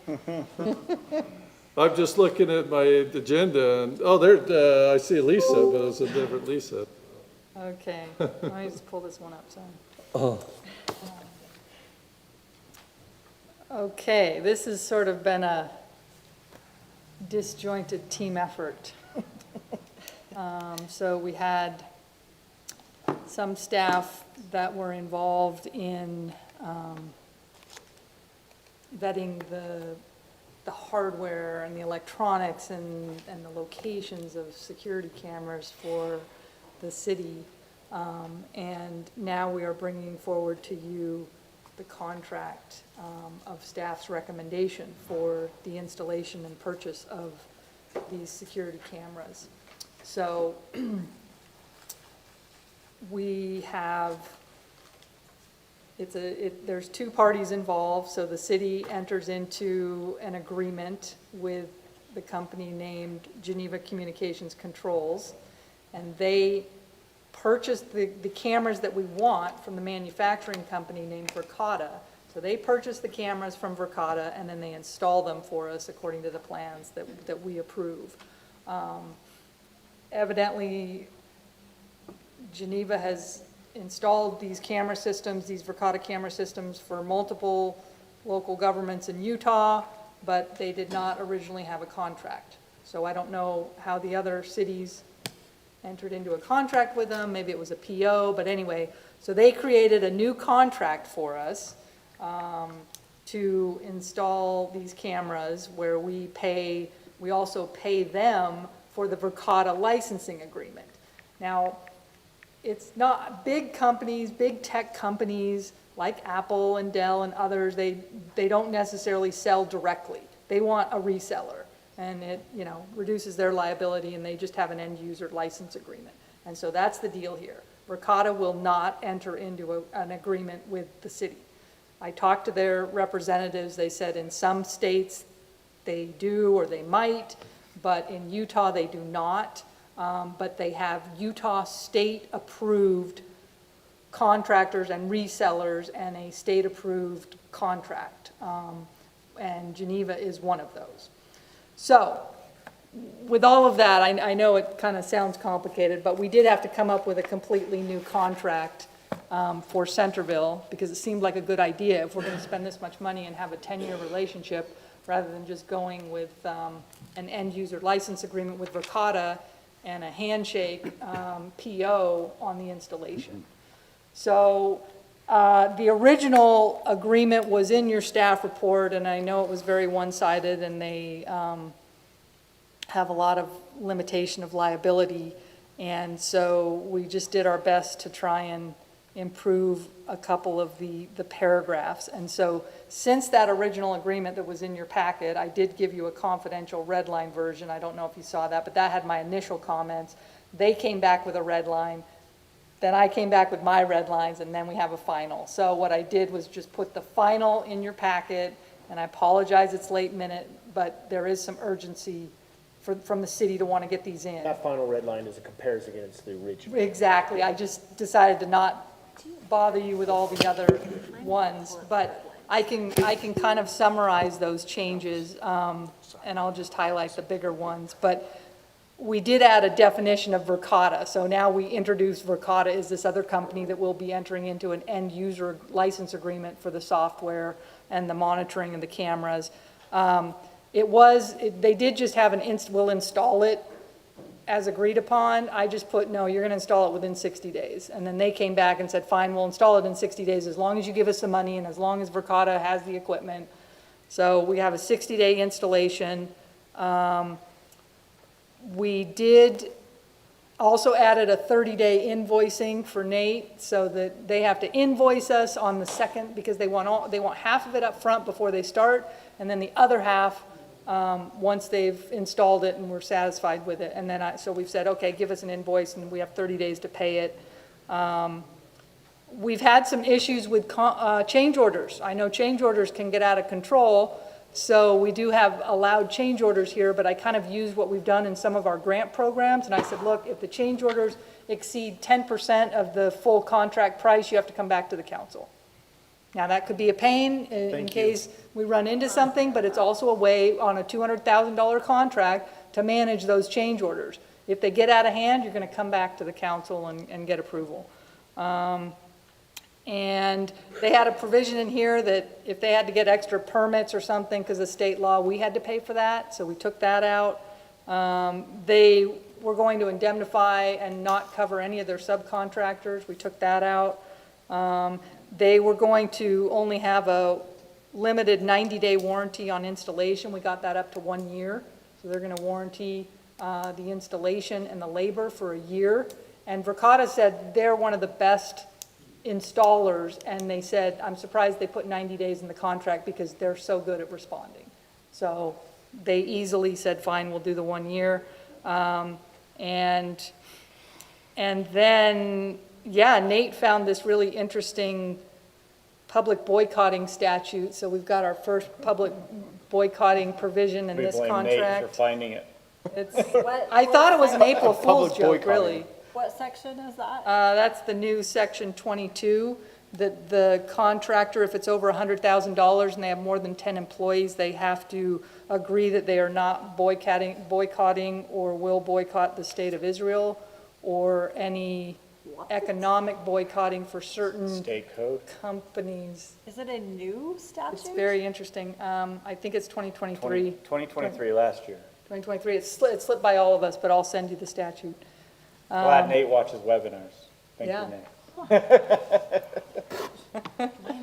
So that's a new one you have to add to almost every one of our agreements. Get They're there. over 100,000. Yeah, sorry. So let's talk cost, and then the other thing I did was I decided to take out Schedule B, which is the plans and the drawings. I think that is all confidential security information. So we took out Exhibit B totally, and all we're going to add, I decided that the cost estimates were likely public. They just talk about part list, and they don't, So anyway, I did attach the new price list that we just got yesterday, on your packet as well. So you have to decide today. I think staff's recommending this contract with Geneva is at a reasonable content level. And I understand there's a lot of changes at the end, and if you need to table, you can, but you have two options here, a 10-year contract or a 5-year contract. And within those, I'm calling it the 10-year general and the 5-year general, and then for the bowl area that was potentially wanted to be covered, you could add that or some other But area. these are all they're all separate files, right, Lisa? Yes, Yeah. yeah. So, but I have them summarized. So if you want to do the 5-year general contract for everything that we talked about originally, it'd be $166,000 and $166,745. For 10-year, it's $213,530. The only difference is the license cost. So they did represent that the install is exactly the same on these. The only difference is the license. And looking at that, they don't necessarily give you, it's about double, 5-year to 10-year. $95,983 just for the 10-year license, $47,966. So it doubles, but if you get the 10-year, you're not subject to the 5-year price increase. Right, I mean, that. We're locking in our price. Exactly, that more than offsets the shorter term. And then if you add this other additional area under the 5-year, it's $14,776, or for the 10-year, it's about $16,000. So it's only. Running all the fiber and all that, quite costly. So for a total of the 5-year is $181,521, and the 10-year would be $229,538. So given the difference, initially I had been leaning more towards the 5. I will say now I'd recommend the 10, just because you're not, you're paying $48,000 more for 5 more years. Exactly. They're already installed, we have this relationship. But basically Geneva, once they install it and they give us their 1 year, we're not dealing with them anymore. Now we just have a user license with Verkada. Yeah, and I think part of the discussion we had, if I remember, I asked the question, well, what if the equipment goes, obsolete on us? And that was one of the discussions, and I think ours is, the answer was, well, it's already high enough resolution that you don't need to get higher resolution equipment in the future. And Verkada will, again, they warranty their product essentially. And Yeah, exactly. So you can get a warranty of a product. It might not be the newest and greatest technology, but at least it's serviceable to what we have now, or what we will have if we approve this. Right? So we are, and then that's the Geneva part, because Geneva installs, but they also we pay them. But then we enter into this end user agreement with Verkada, which is just an agreement on the website. They do not have a written contract. Their agreement online does say, if the customer and Verkada have an executed written agreement governing our access, but I haven't been able to see I don't think we can, well, from my contacts, it doesn't sound like in Utah we're allowed to have an agreement directly with them for, other items. So we're kind of limited to their end user agreement. You can submit requested changes online, which I'm happy to do if you want to say subject to changes, pursued by legal counsel, but just want to read this. Full disclosure, Verkada reserves the right to modify or update the terms of this agreement in its discretion, the effective date of which will be the earlier of 30 days from the date of such update or modification, and the customer's continued use of the product. So anybody that has one of these little phones, we know about that clause. As long as we keep using it, they can keep changing the terms of the agreement. So it's really not an agreement, but Correct. So it's frustrating and disappointing, but this is not the only agreement that's, I guess we've entered into like this, but. What's the alternative? it's unique for me, I will say. I mean, I guess we do it with some of our software and things like Yes. that, where we Yes. just agree because they have a great product, and so we want it, and we're gonna use it, and And all of our contacts or references we've reached out to, again, don't have anything negative to say about the company. And it sounds like these cameras are, they have been vetted. They do have local government users in Utah, which, is a good thing that they've worked with them, and they're legal products in the United States. And the state is engaged, so again, I think there's some interest Yes. to not be overly, regulatory or change their terms. Right, yeah, because we lose they're the state changing their contract. terms and conditions for us, they're also doing it for all of those other municipalities as Exactly. well as the state. Yeah. Correct. So, we feel okay. Brant, remind me budget. Yeah, for so the budget, I cost of believe we this. had like 82,000 or 80,000 in the budget. So this will require a budget amendment based on whatever you select, and we'll come back, Nate and I'll come back with a budget amendment for that difference, which will come out of fund balance. I think, we've General fund discussed balance. this, yes, the general fund balance, Fund 47. So we've discussed this internally, and we actually feel really good about these cameras, best thing we've seen. We feel confident that we'll have some not facial recognition software, but be able to identify people that are vandalizing parks, our restrooms, Yeah. our be it around our own buildings, so we are comfortable, we're actually pretty excited about this. How do other council members feel about the ad alternate for the bowl camera? And when you say the bowl, I'm assuming that we're talking about the. Dykes, yeah, Okay. Dual Creek South area. And, covering the full bowl, or I guess we're not gonna discuss locations, but I guess something that we can see the entirety of that. But this doesn't include that, correct? No, I think the discussion, if I remember from, It's gonna be, said it would be maybe just only one camera up there generally, so we'd have to place it strategically. Brant, how many number of cameras, or Lisa, do you remember, is that ad alternate option? I will share, I don't know if I'm going to specifics, but I'll share, we'll be able to identify vehicles coming and going, which would help narrow our investigation. Correct, and I think that was the purpose of it. It wasn't There- like a multitude of cameras in that area did monitor Could all be anywhere action. between 1 and 200 cameras up there. Thank you, Brent. Yes. I like that. Yep. I think that it can be helpful if, for security reasons. I think for me as, my midterm council member, it's been eye-opening to know how much stuff has gone on up at the bowl that we've had to follow up on or get reports on. Robin, how do you feel about cameras up there, based off of your tenure? I have real mixed feelings. I think that it'd be great when we need them. I feel like there comes a point when we just can't watch everybody all of the time. Yeah. We are going to be watching a little tiny part of that mountain, not all of it by any means. So, I don't know. And how much did you say that it is? 14,000 for the 5-year? And 16,000 for the 16,000 for a 10-year. 10-year. On top of the general. Yes. Probably if we had one fire and it helped us catch who did it, it would pay for itself really quick. That's kind of what I was thinking. We do have a lot of activity, again, not just in the bowl area, Yeah. but up on that hillside. Just the of hillside generally, it's not fire, it's, Underage drinking, parties, So it is for policing as well, not for sure. And- Oh, yeah, that's the big thing. You know, we don't want to tell people where the camera is. I worry a little bit about You'll be able to vandalism see it. on the camera. But on the other hand, will it be a deterrent just in itself? I mean, is it like just sparking the taser? You know, we've got cameras up there, so maybe you want to go to somebody else's canyon to have your underage drinking parties. You know, that would be, That's our message. That's what we'll share out there. On Facebook. yeah. There are cameras watching you.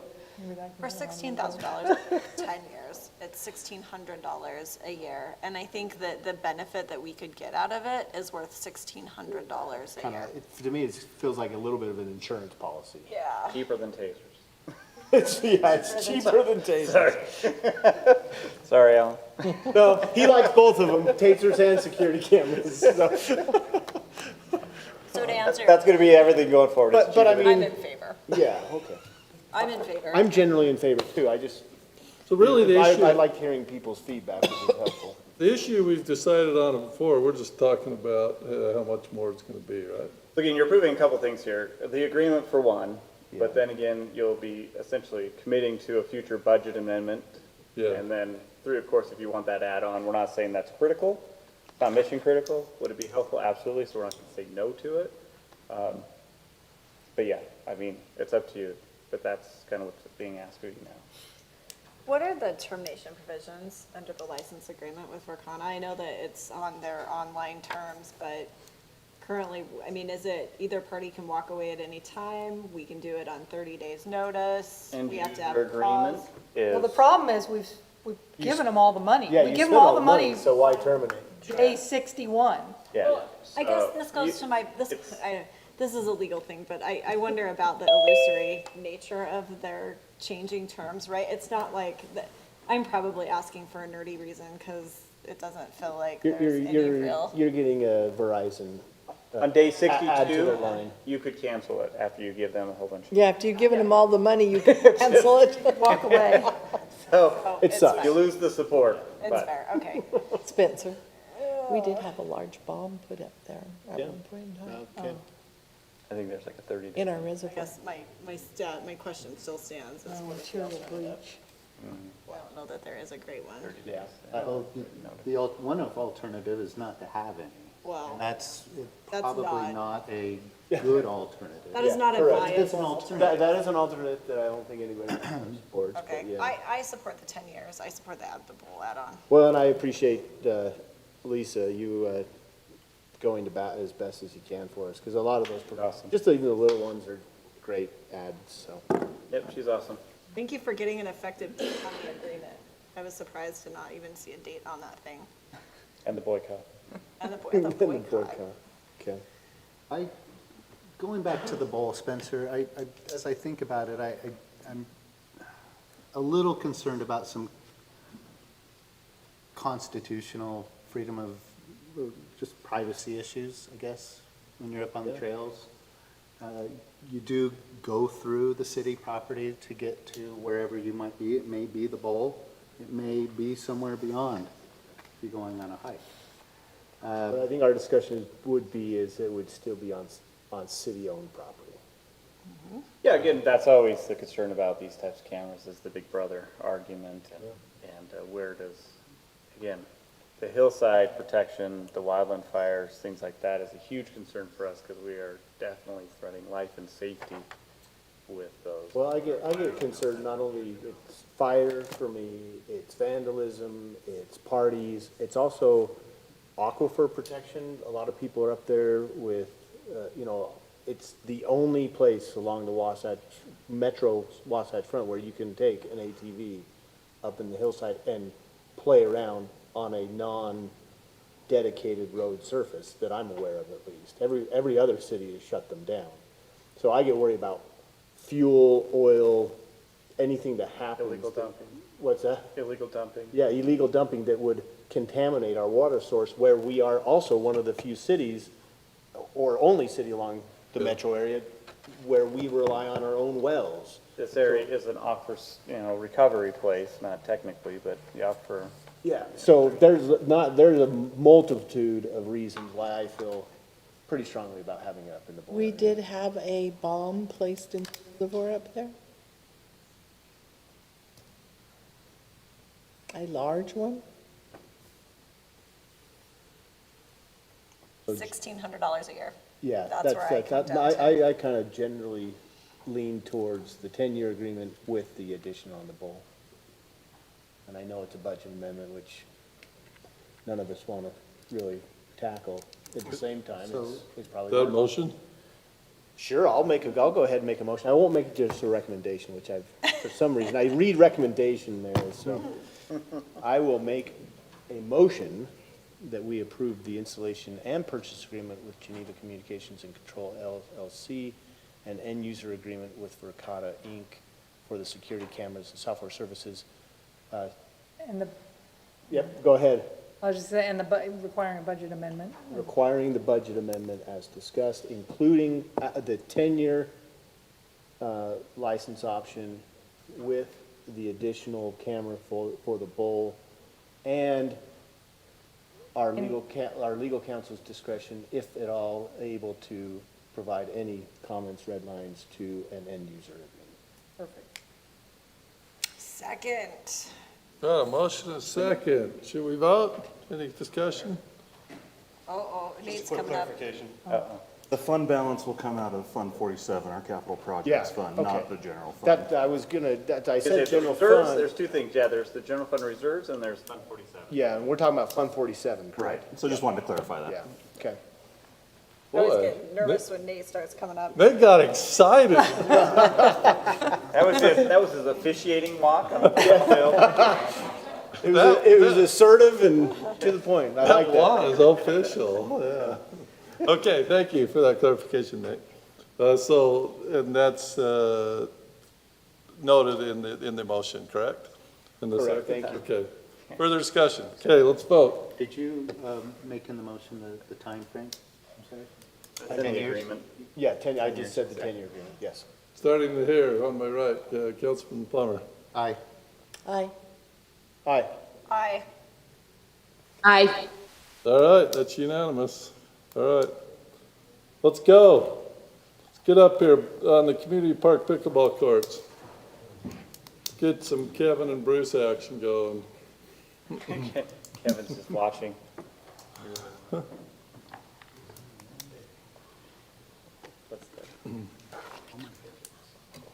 Mayor and council members, we have good news and bad news.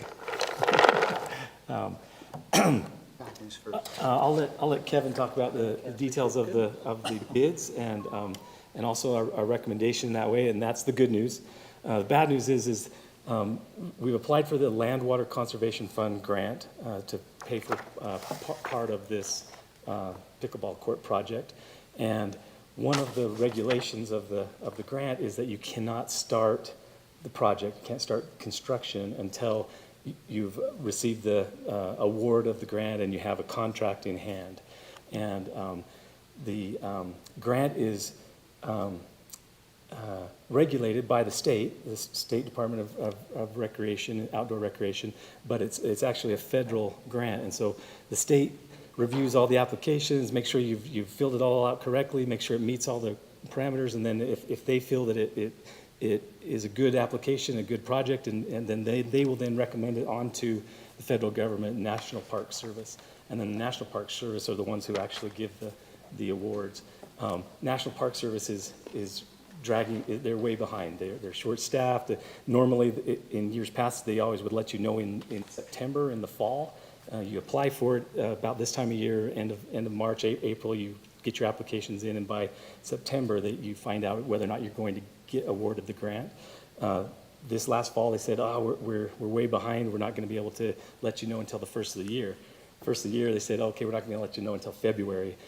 We're not going to let you know until March. And so then Spencer called me the other day and says, do you know? And I said, I haven't heard anything. So I called the state and asked him, hey, where are we at on this? I haven't heard a thing.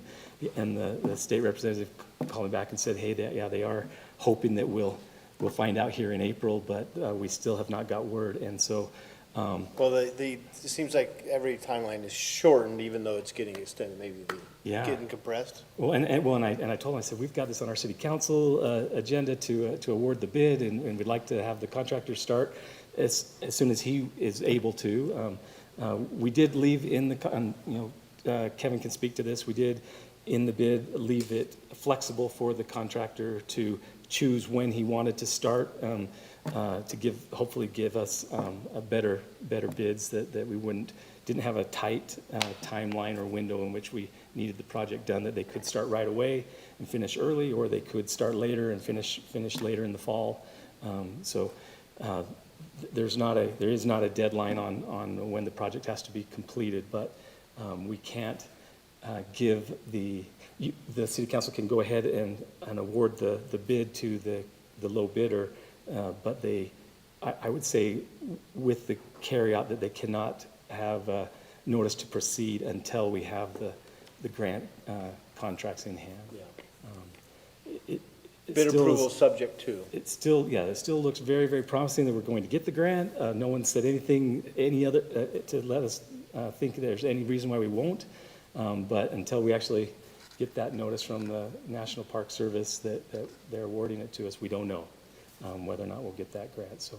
So maybe- remind us, Bruce, of the grant amount and Yes. how that's being Okay, allocated. so it's a matching grant, so we actually fund the whole project, and then at the end of the project, we get reimbursed, and up to 50% of the cost of the project.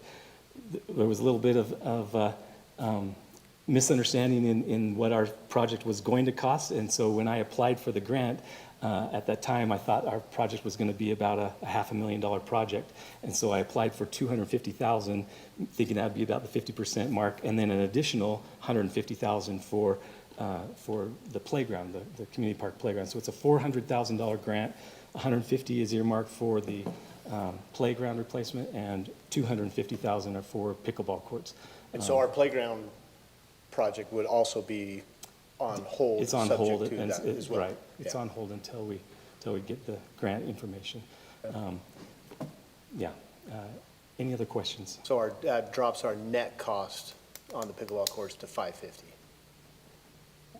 Well, I don't want to steal the thunder of the bids, but Sorry. I could tell you that. They're in our packet, so. Yeah, our engineering estimate was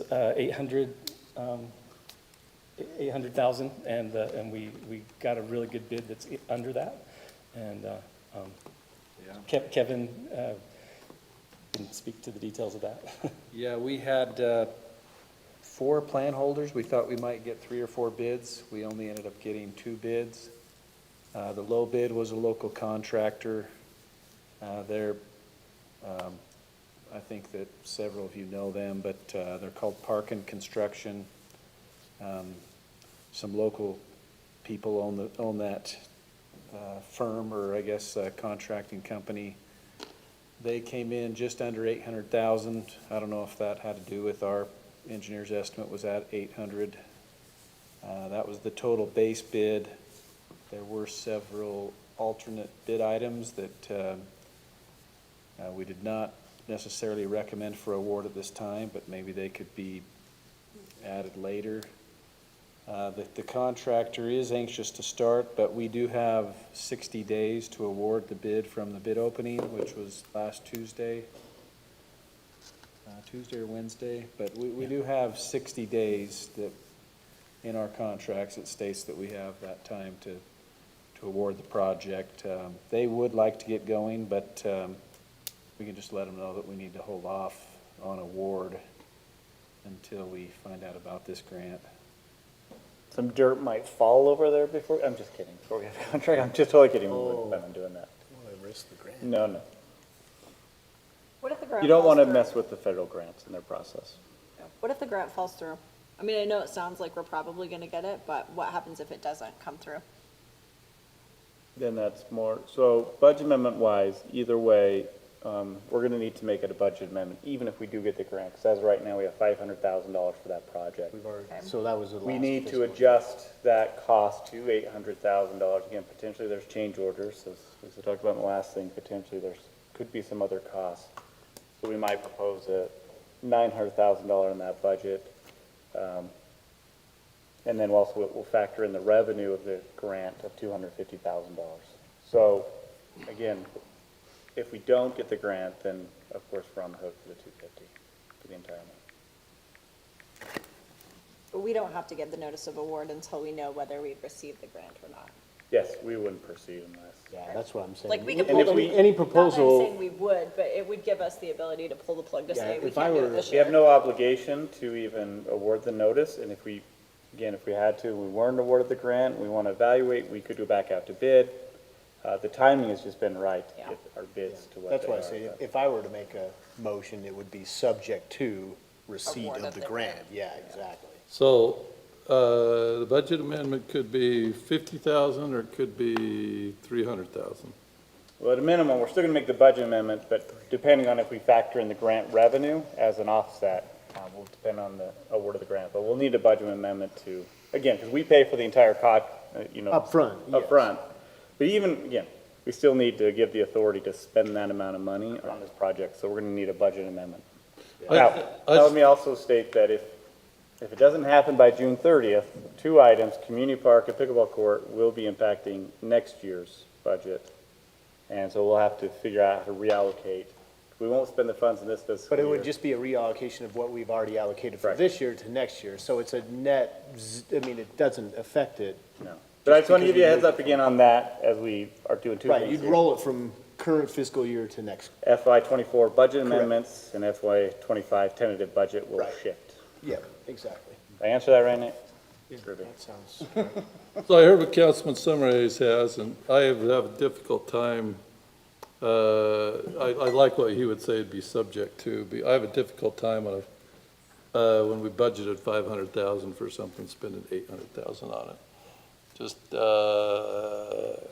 when you got a water tank that's gotta be done and everything else, so.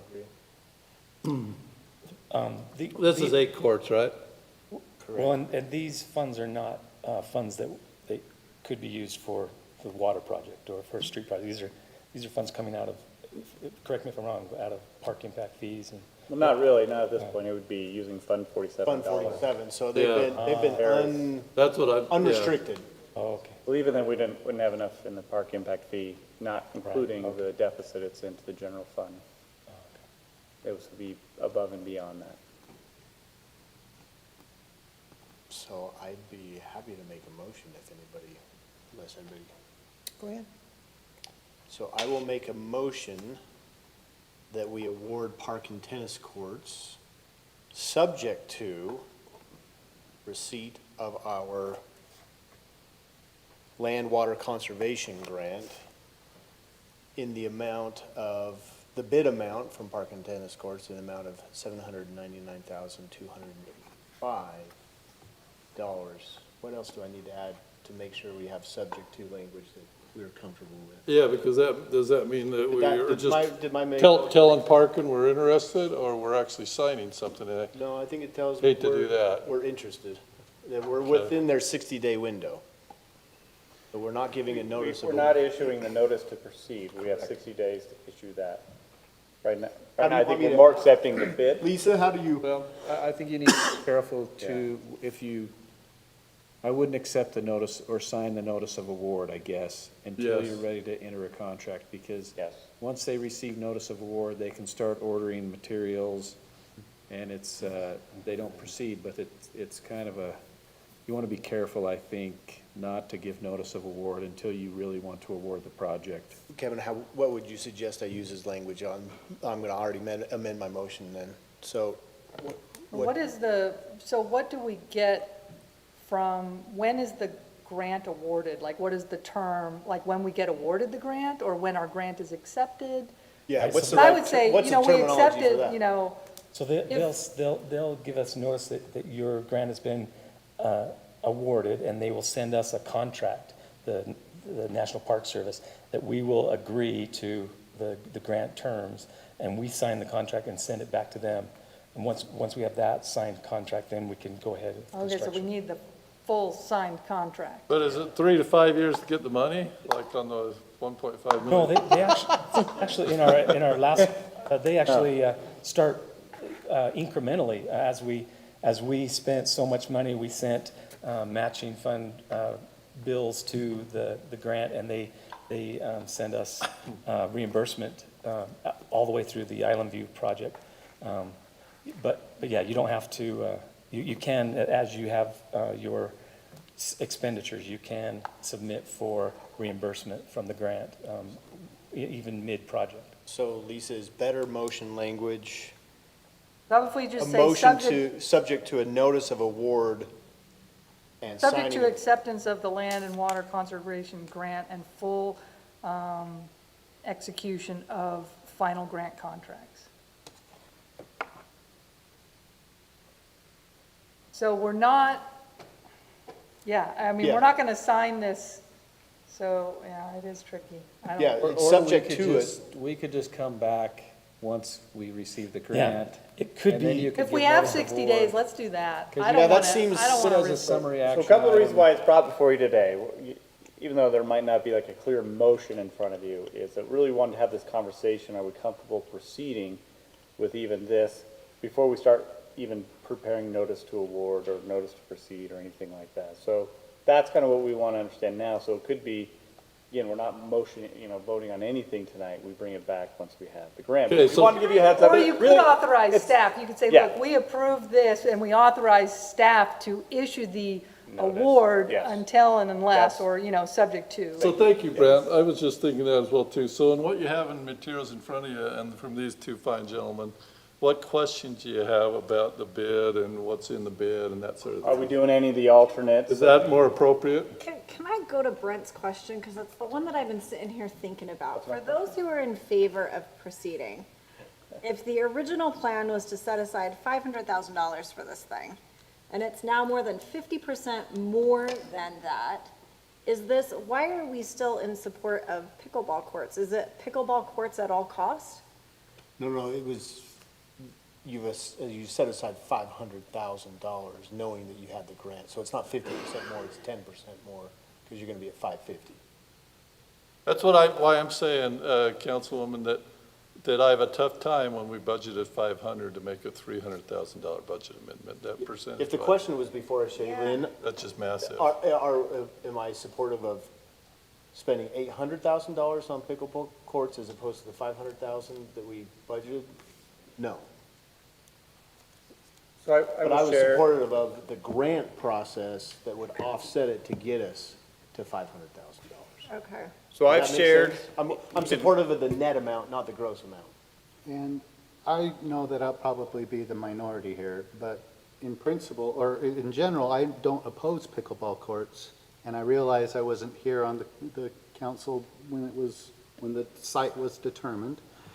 And I realize that people didn't come to those council meetings to either support or object to the site that we have now. But I do know, and I get feedback on the site that we have now, is not something that a lot of the people I'm speaking to support. And I am not in support of the site that we have currently. So So I am not in support. Backing up, and Spencer and Robin can back me up here, is we listened to people come and it was a big group, okay? And yes, they gave comments on where they prefer the courts, but they ultimately came down to those that chose to participate in the process, says, we'd just like to get pickleball courts in. Yeah, so I would echo what Mayor said. I did a kind of a little mini town hall Zoom meeting, and a lot of people participated in that. And when I say a lot, there was 25-plus people on a Zoom call. And then there was a large amount of people that came, and there was disparate views. I was actually surprised. I have my own personal opinion where I would like pickleball courts, but for those that attended, I stood corrected, and they said they liked X pickleball court, but they overall, to Mayor's point, we just want pickleball courts. Will you stop talking? We want pickleball courts. And there was more people in attendance at that meeting than most any other meeting we've had. And we don't have a choice if we take this grant, they have to go where that's where we put for the grant. Grant goes away. So we would Yeah, so- lose that You're money. saying, well, I don't really even want to spend money on pickleball courts, then you're just walking away from $400,000. And if you, and you can correct me, but Bruce is Community park. Yeah, exactly. It's, to me, hey, you're talking to a finance guy, and I want to be fiscally responsible, and that's my objective. I just don't, and again, to echo my point, if this was, we allocated in our previous fiscal year budget 500,000, and if the net cost was $800,000, it would be like, oh, that sucks, I'm not in support of that. But now the decision is a little more challenging, is the net budget amount that was allocated for it was $500,000, and we're net. Without grant. Originally, With when grant. No, originally, when we decided to set aside 500,000, we knew we were No. setting aside 500,000. So yes, Bruce, Bruce, getting a Bruce grant. shared that 500,000 was his anticipation for sure, and that's what he applied for. But I will share that I did say that it was going to be about $800,000. I just want to put that on record again. That I've said it from the beginning, that $800,000 was my estimate, because, again, And I was hoping for far lower, but there's a lot of But site again, work. I There's will like say- $1,000 worth of site work. pickleball player or not, this will be your most widely used amenity in the city. And I think there's something to speak about providing this, because we have had, short of splash pad, right, Councilor Meekum, and short of. Splash pad still. And new playground equipment at Community Park, those are probably our top three greatest desires from the community, and they're very vocal. And again, that's a tough amount of money, but at the same time, it's going to be a product, an amenity that's going to be used more than some of this playground equipment, or even a splash pad. Splash pad, don't talk to me about how much a splash pad costs. I'd rather go pickleball And the other courts than a thing splash is, pad, but- so we don't get the grant if we don't do it there, and Bruce has let us know, if you turn down a grant after you're given it, you probably aren't gonna see one for quite some time. It's egg on your face. So we don't wanna be turning down a grant, It's quite a process to get to where we're at. Yeah. so we're kinda committed to where we're at now. For Brian Shaley, I don't think it's any surprise or revelation that I'm in support of pickleball courts. But I hope what I'm saying makes sense, that if it was vastly more than what we had budgeted, it would be, I would take a totally different position.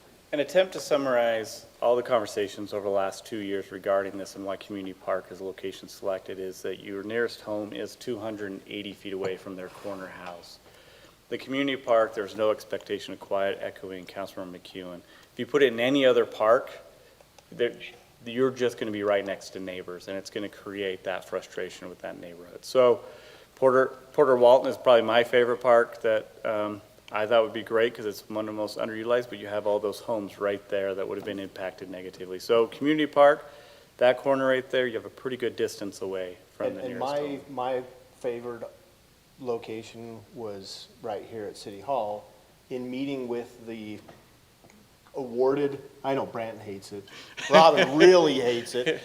I'm not a big fan of it here. No surprises there. You want to put two or four here, maybe. But That's in meeting with consideration. the contractor who was the low bidder, they determined you could only get 6 courts there. So to me, it was like, oh, if you only get 6 Without you trying to like courts- shove it in, it would Yeah, look so exactly. So- disjointed trying to fit it into that. So then my thoughts shifted back, okay, well, if you're only gonna get potentially 6 courts here, and the public didn't really care where they went, they just said, get us pickleball courts, to me it was, okay, well, then that still makes sense. So we're regressing now back. Yes. Well, I just want, but I wanted. But if you want to put on, I like Porter Walton too, because it would be a courts park with basketball courts and pickleball courts. That's why it's so. helpful for you. But generally, Go ahead, Gina. Generally speaking, though, I do think the intent when we set the budget last year was, yes, we were hoping it would be 500,000. I do remember Brant saying it was going to be more. He's not wrong. But Oh, he's but- smiling, Gina. Gee. I know, I know.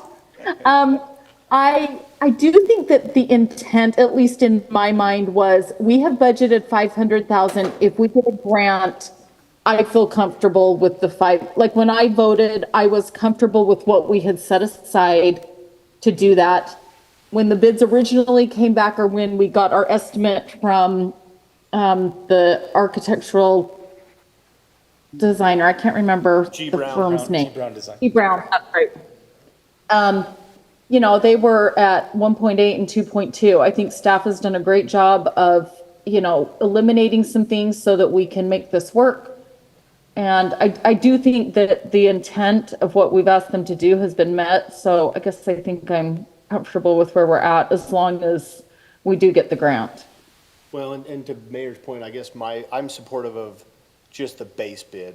Alternates can be alternates at some future. And I feel, and we have discussed this internally as staff, but I think there's some opportunity for fundraising for those amenities, for benches and things like that. Yes. Let's just get the courts in, and then we can discuss those and how we Well, fund now we those have at a a later better date.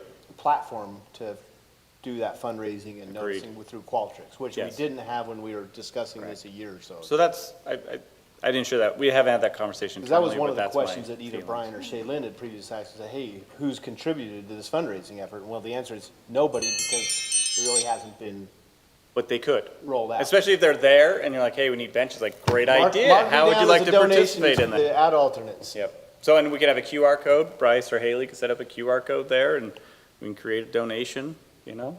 But anyway, I think they've discussed, Haley, I think you've all discussed some ideas there, but. From a technical perspective, do we have to make a vote since we made a motion and had a second?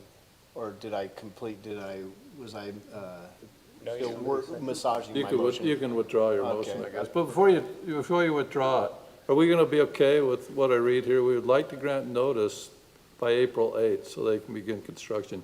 You guys are okay if we don't do that then? Yeah, It just won't be completed by the end of June? hinges on that, the National Park It may Service not be getting back to- complete by the 4th of July celebrations. That's really what we Yeah, were that's the- hoping that's the to bummer. get it in before, but. Great if they send me an email tomorrow saying, you know, here's the contracts, let's get them signed, but it could be the end of the month, they could even, you know. So that's extend- why I Mayor, wanna- you need to make some phone calls. That's why I would prefer Your to people. make a motion that we authorize staff so that we don't have to wait. If, That would be great. let's say that Bruce does get an email in a few days, we don't want to wait for 2.5 or 2 weeks before they can get rolling on it. Yeah. I agree with that. Excuse me, the mayor signs the notice of award, so you could just authorize the mayor if and when the grant That's true. gets here, so. That's a good point, Kevin. That's,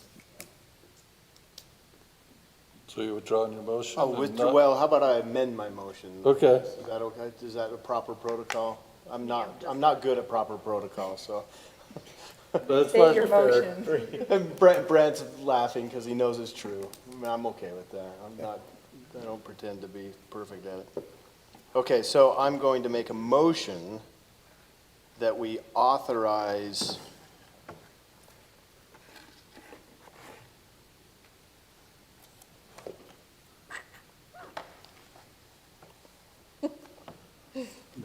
or that we authorize mayor to sign a notice of award and/or notice to proceed, subject to receipt and acceptance of the land water conservation grant Of 250,000? of $250,000 allocable towards the pickleball court cost. Thank you, Mayor. And Budget amendment. And approve full execution of the final grant contracts, because they may say, it.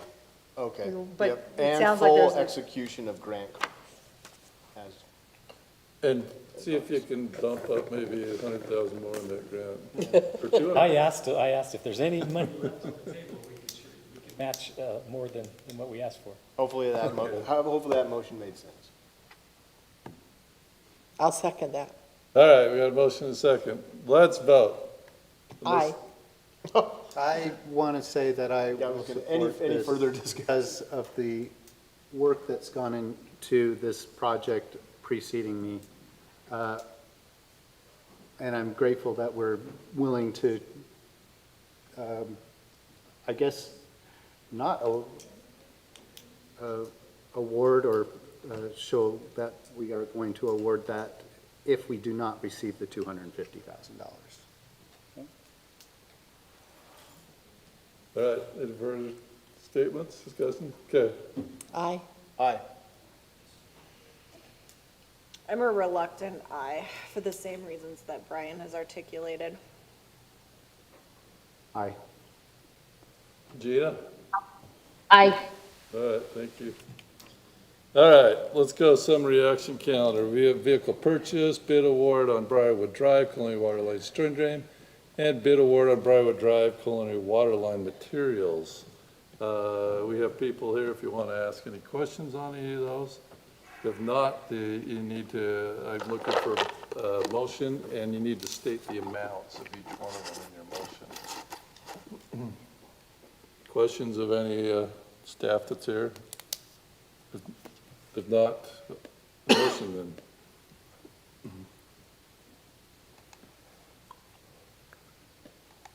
I'll make it. I usually can make one. Lisa doesn't like that. If you make it, somebody can ditto it. And then What motion would you propose, Mayor?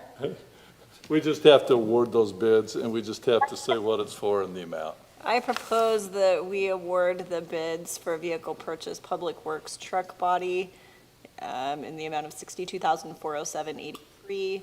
The bid award Briarwood Drive culinary water line and storm drain to P&L Construction in the amount of $301,467.50.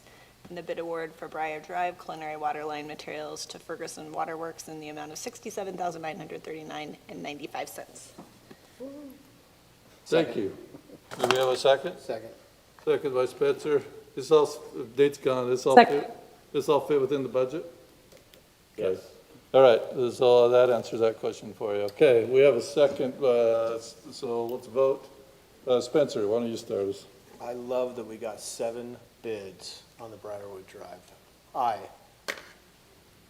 Aye. Aye. Aye. Aye. Thank you, Gina. Yeah, that's nice, because a lot of times there's, only 3 or 4, isn't there? Well, yeah, we were lucky a couple of years ago, get 1 or 2. Yeah, okay, that's what I was gonna say. Felt like a sole source We've job. seen- Yeah, we've seen a couple put too. Okay, let's go to the minutes. Remember, we had to fix the minutes from the February 20 meeting. Well, they weren't in our packet, so they should be now. February 20th work session, February 20th city council, March 19th work session, March 19th city council, and March 19th city council closed session. Any I'll make- changes to those minutes? Go ahead, Gina. I was just gonna say, I'll make a motion to approve the minutes as mentioned by you and as outlined in the agenda. I'll second that. Motion is second, all in favor, aye? Aye. Opposed? Great. Let's go to Council Member Hurst. You got our report tonight from the city council member. I do. I spoke with Robert Burns today for Jewel Creek Irrigation Company. He's the president. I sent the shareholders letter to all of you just so you have the information in front of you. Should anyone ask you any questions, they are they're working right now to get everything ready to go, planning to flush and start filling the water system on April 15th. Pressurized water service should be available by April 20th. And then they expect that the water delivery will be complete by October 15th. We're at about 120% of normal, so that's just above average. They still have the very similar water use rules that they've had in the past. You cannot water 2 days consecutively. The water's only to be used for irrigation of lawns, landscape plants, and crops. So any water, like fountains or water feature, they have to get approval from the company if it's in excess of 300 gallons.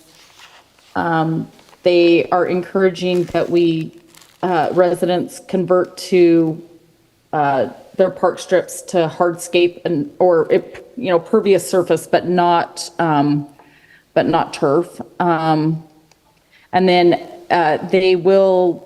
they do not want overwatering onto the streets and sidewalks, which is hard with park strips. And then obviously no watering between 10 a.m. and 6 p.m. So they will have an annual meeting. I don't see that it was scheduled in this shareholders letter or if we'll know when the billing is going to happen. But just so you know, I'll fill you in on that as soon as I get that information. Just for our new council members, I don't think anything's changed on this, but just so they're aware of what's going on. Secondary water systems are being required to install meters. They did go to the Division of Water Resources and request from that board a grant.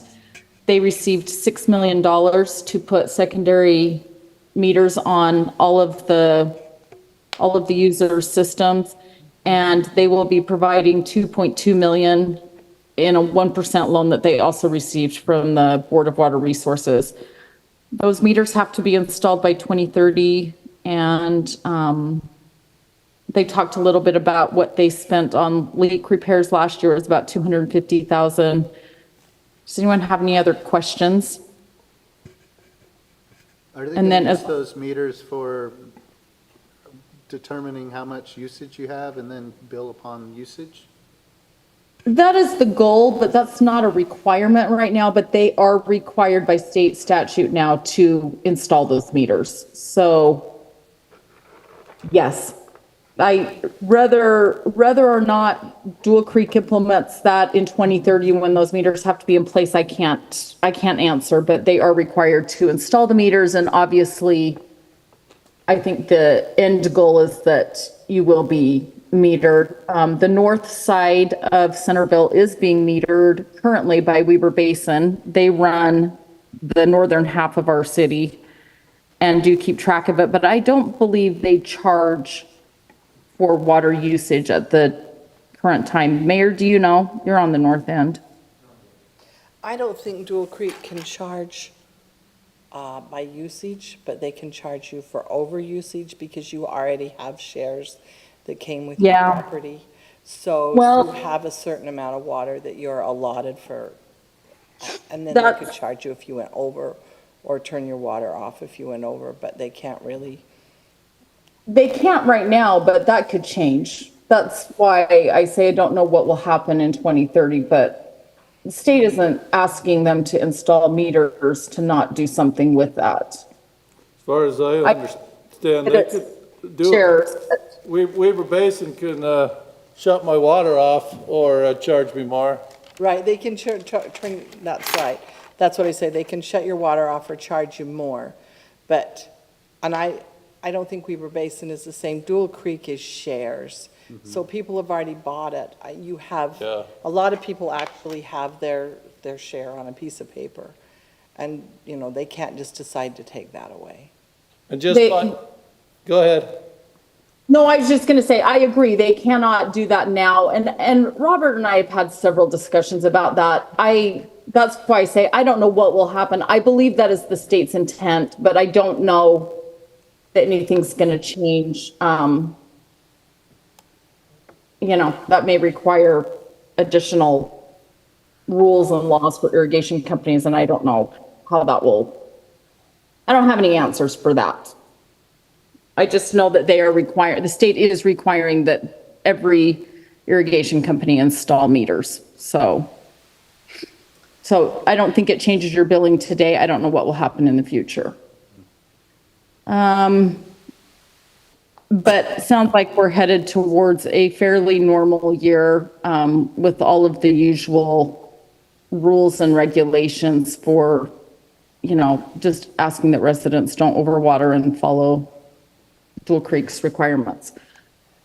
As far as South Davis Sewer District, they are getting ready to bid on the north plant. Also for our new council members, the state, were you guys on council when Matt Myers came and presented? Do I need to? No, we were not here. They weren't. Okay. The state has set some new rules and regulations for sewer effluent, and South Davis currently has days when they do not meet the ammonia effluent requirement, which means they've actually had a couple of moments in time when they are not under the required effluent, which has required new sewer improvements to the north and south plants. The south plant is finishing up and complete and operational. The north plant is now going to begin a 3-year construction project, which will, in addition to meeting those effluent requirements, they're going to be adding new digesters and some other equipment that just is not, the digesters are 65 years old, and they just need more capacity. Like the sewer plant is at absolute capacity. And so anyway, I don't know what the bids are going to be. It's several million dollars. We will probably see, just in December, we had a property tax increase that will take place next year. There will be a series of increases in property taxes and also in user fees over the course of the next couple of years. And the board is currently in the process of trying to figure out how to do that in a way that will be, not that it's going to be easy on residents, but in a way that they don't start charging it too quickly, but also that they have the funding to help pay for the upcoming bonds that will be going into place. So, does anyone have any questions on that? Doesn't look like it. I will definitely update you. I believe that bidding will go out in April, and probably sometime in May, I'll have additional updates for you on the cost of that and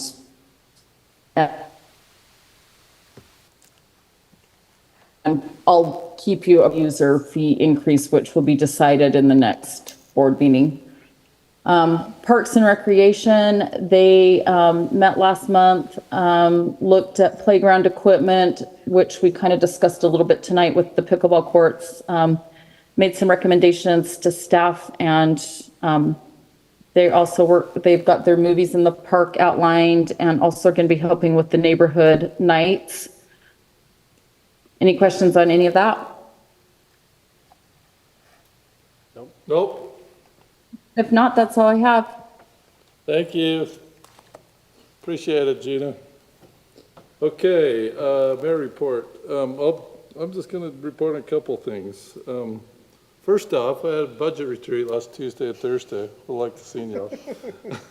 No, I actually, that's a joke, but in all seriousness, I wanted to be on the record for those that watch, you see the council meetings or watch them later, that those were open to the public last Tuesday and Thursday, and we did have good discussion going over the whole budget. And I just want people in the community to know that, you know, that we did that was open, that was out there, and they could have come as well too. So, but I appreciate y'all for coming and the help from the staff on all that, as I said back then. Had the opportunity in the last couple of weeks to be involved with some other faith organizations throughout Davis County by attending the Lamb of God. I also was involved with some faith organizations in our community, was able to go over to Bridge Church and learn Pastor Pat Kretz over there, chatted with him and the associate pastor, and did some of their Easter festivities, and they want to be involved in the community as much as we want to. So I'll tell the 4th of July committee that you have some more volunteers from their congregation as well too. The Episcopalian Church, just down here, I encourage each one of us, and you get an opportunity to go to one of their dinners. They still do the dinners on the 3rd Wednesday. I haven't been in a few months, and so it's probably time that I go again. But any faith-based organization we support in the community, that I'd like to try and do that. And then I'll have a much more to report next meeting after I attend 3 or 4 of my committees, but I didn't have any other committee meetings since our last get-together. So that's it. Brent. Thanks, Mr. Mayor. I just have a couple things, again, just echoing the budget retreat. Thank you for everyone's participation. There's a lot of effort that goes into that from all of staff. I especially want to recognize Nate and all of his efforts. With him, our budget process and identifying things has been so much more smoothly than it used to be. I need my clapper. You know, it's kind of fun for me going through a budget and finding Nate's mistakes. That's my favorite thing to do. But I will share that. Because there's so few of them, right? Well, now there's only like one this year, and it was really disappointing for me. But I'll say in previous years, even for Nate, there was a lot where I was very involved and engaged on like, what about this and what about that? I think those only mistakes were in the capital improvement section, not in the budget itself. That's right. So I really do appreciate Nate and all department heads. Again, I think the budget went really well. It is a tough process, but Nate and I actually do enjoy trying to find ways to save money and try to prioritize and look at the big picture of what is needed and narrowing it down. And again, department heads are great to work with in this process. So I just want, to share my appreciation to them. Really, that's all I have tonight. Another piece of word of wisdom from Grandma that I'll share that's my favorite piece of word of wisdom that has gone through my whole entire life, and that it is what it is. And I will share that the is what it is statement for us is not an acceptance of what's in front of you. It's not, well, it is what it is, and you can't do anything about it. It is what it is to recognize and accept the reality that is in front of us to find a way to make it better. But you can't improve upon things unless you face the reality of what's in front of you. So that's always been kind of Grandma's thing. My aunt shares that's her least favorite. But, with her passing, it is what it is. So anyway, I've got many more. I'll share it whenever. I'm just kidding. I won't share one every week. But unless there's questions for me, that's all I have, Mr. Mayor. Oh, I do want to share, we have league. I have UCMA, and the mayor and I have Utah League of Cities and Towns in 2 weeks. So we'll both come back from that with some really good updates from the legislative, really what's happening, that we'll bring back and share with you in a future council meeting. So I know I sound like a broken record, but what's our latest on the green steel tank funding? Oh, it's an absolute nightmare trying to get through this ASAP funding process. But we had some cushion of a month or two. Okay. But yeah, we're working on it. I CC'd Nate on my email response to this federal group that's supposed to be helping us set it all up, and it's just a runaround. I says, Nate and I are available Monday, Wednesday, and Friday of next week. And she replies back saying, well, what times? I was, any time, just give me a time, please. Just put something in those spots. And so I'd reply back and give her windows. And so we'll see if she responds back to that. Okay. Anyway, we're working on it. Progress is there. Yeah, I feel pretty good. Mike, do you have any concerns? My quote is, the tank's gonna be easier to build than getting all the paperwork. That's right. It is what it is. All right, so, just kidding. Thank you for your efforts on that. Federal funding on something like that is probably the worst part of anything I've ever seen. So $1.5 million. We'll take it. Yes. Yeah. Great, thank you. All right, thanks. Brent's got me taking notes at league meetings now, it sounds like. You were going to do it anyway. So I can report back. You were going to do it anyway. I know, that's why I said I'd have more next meeting.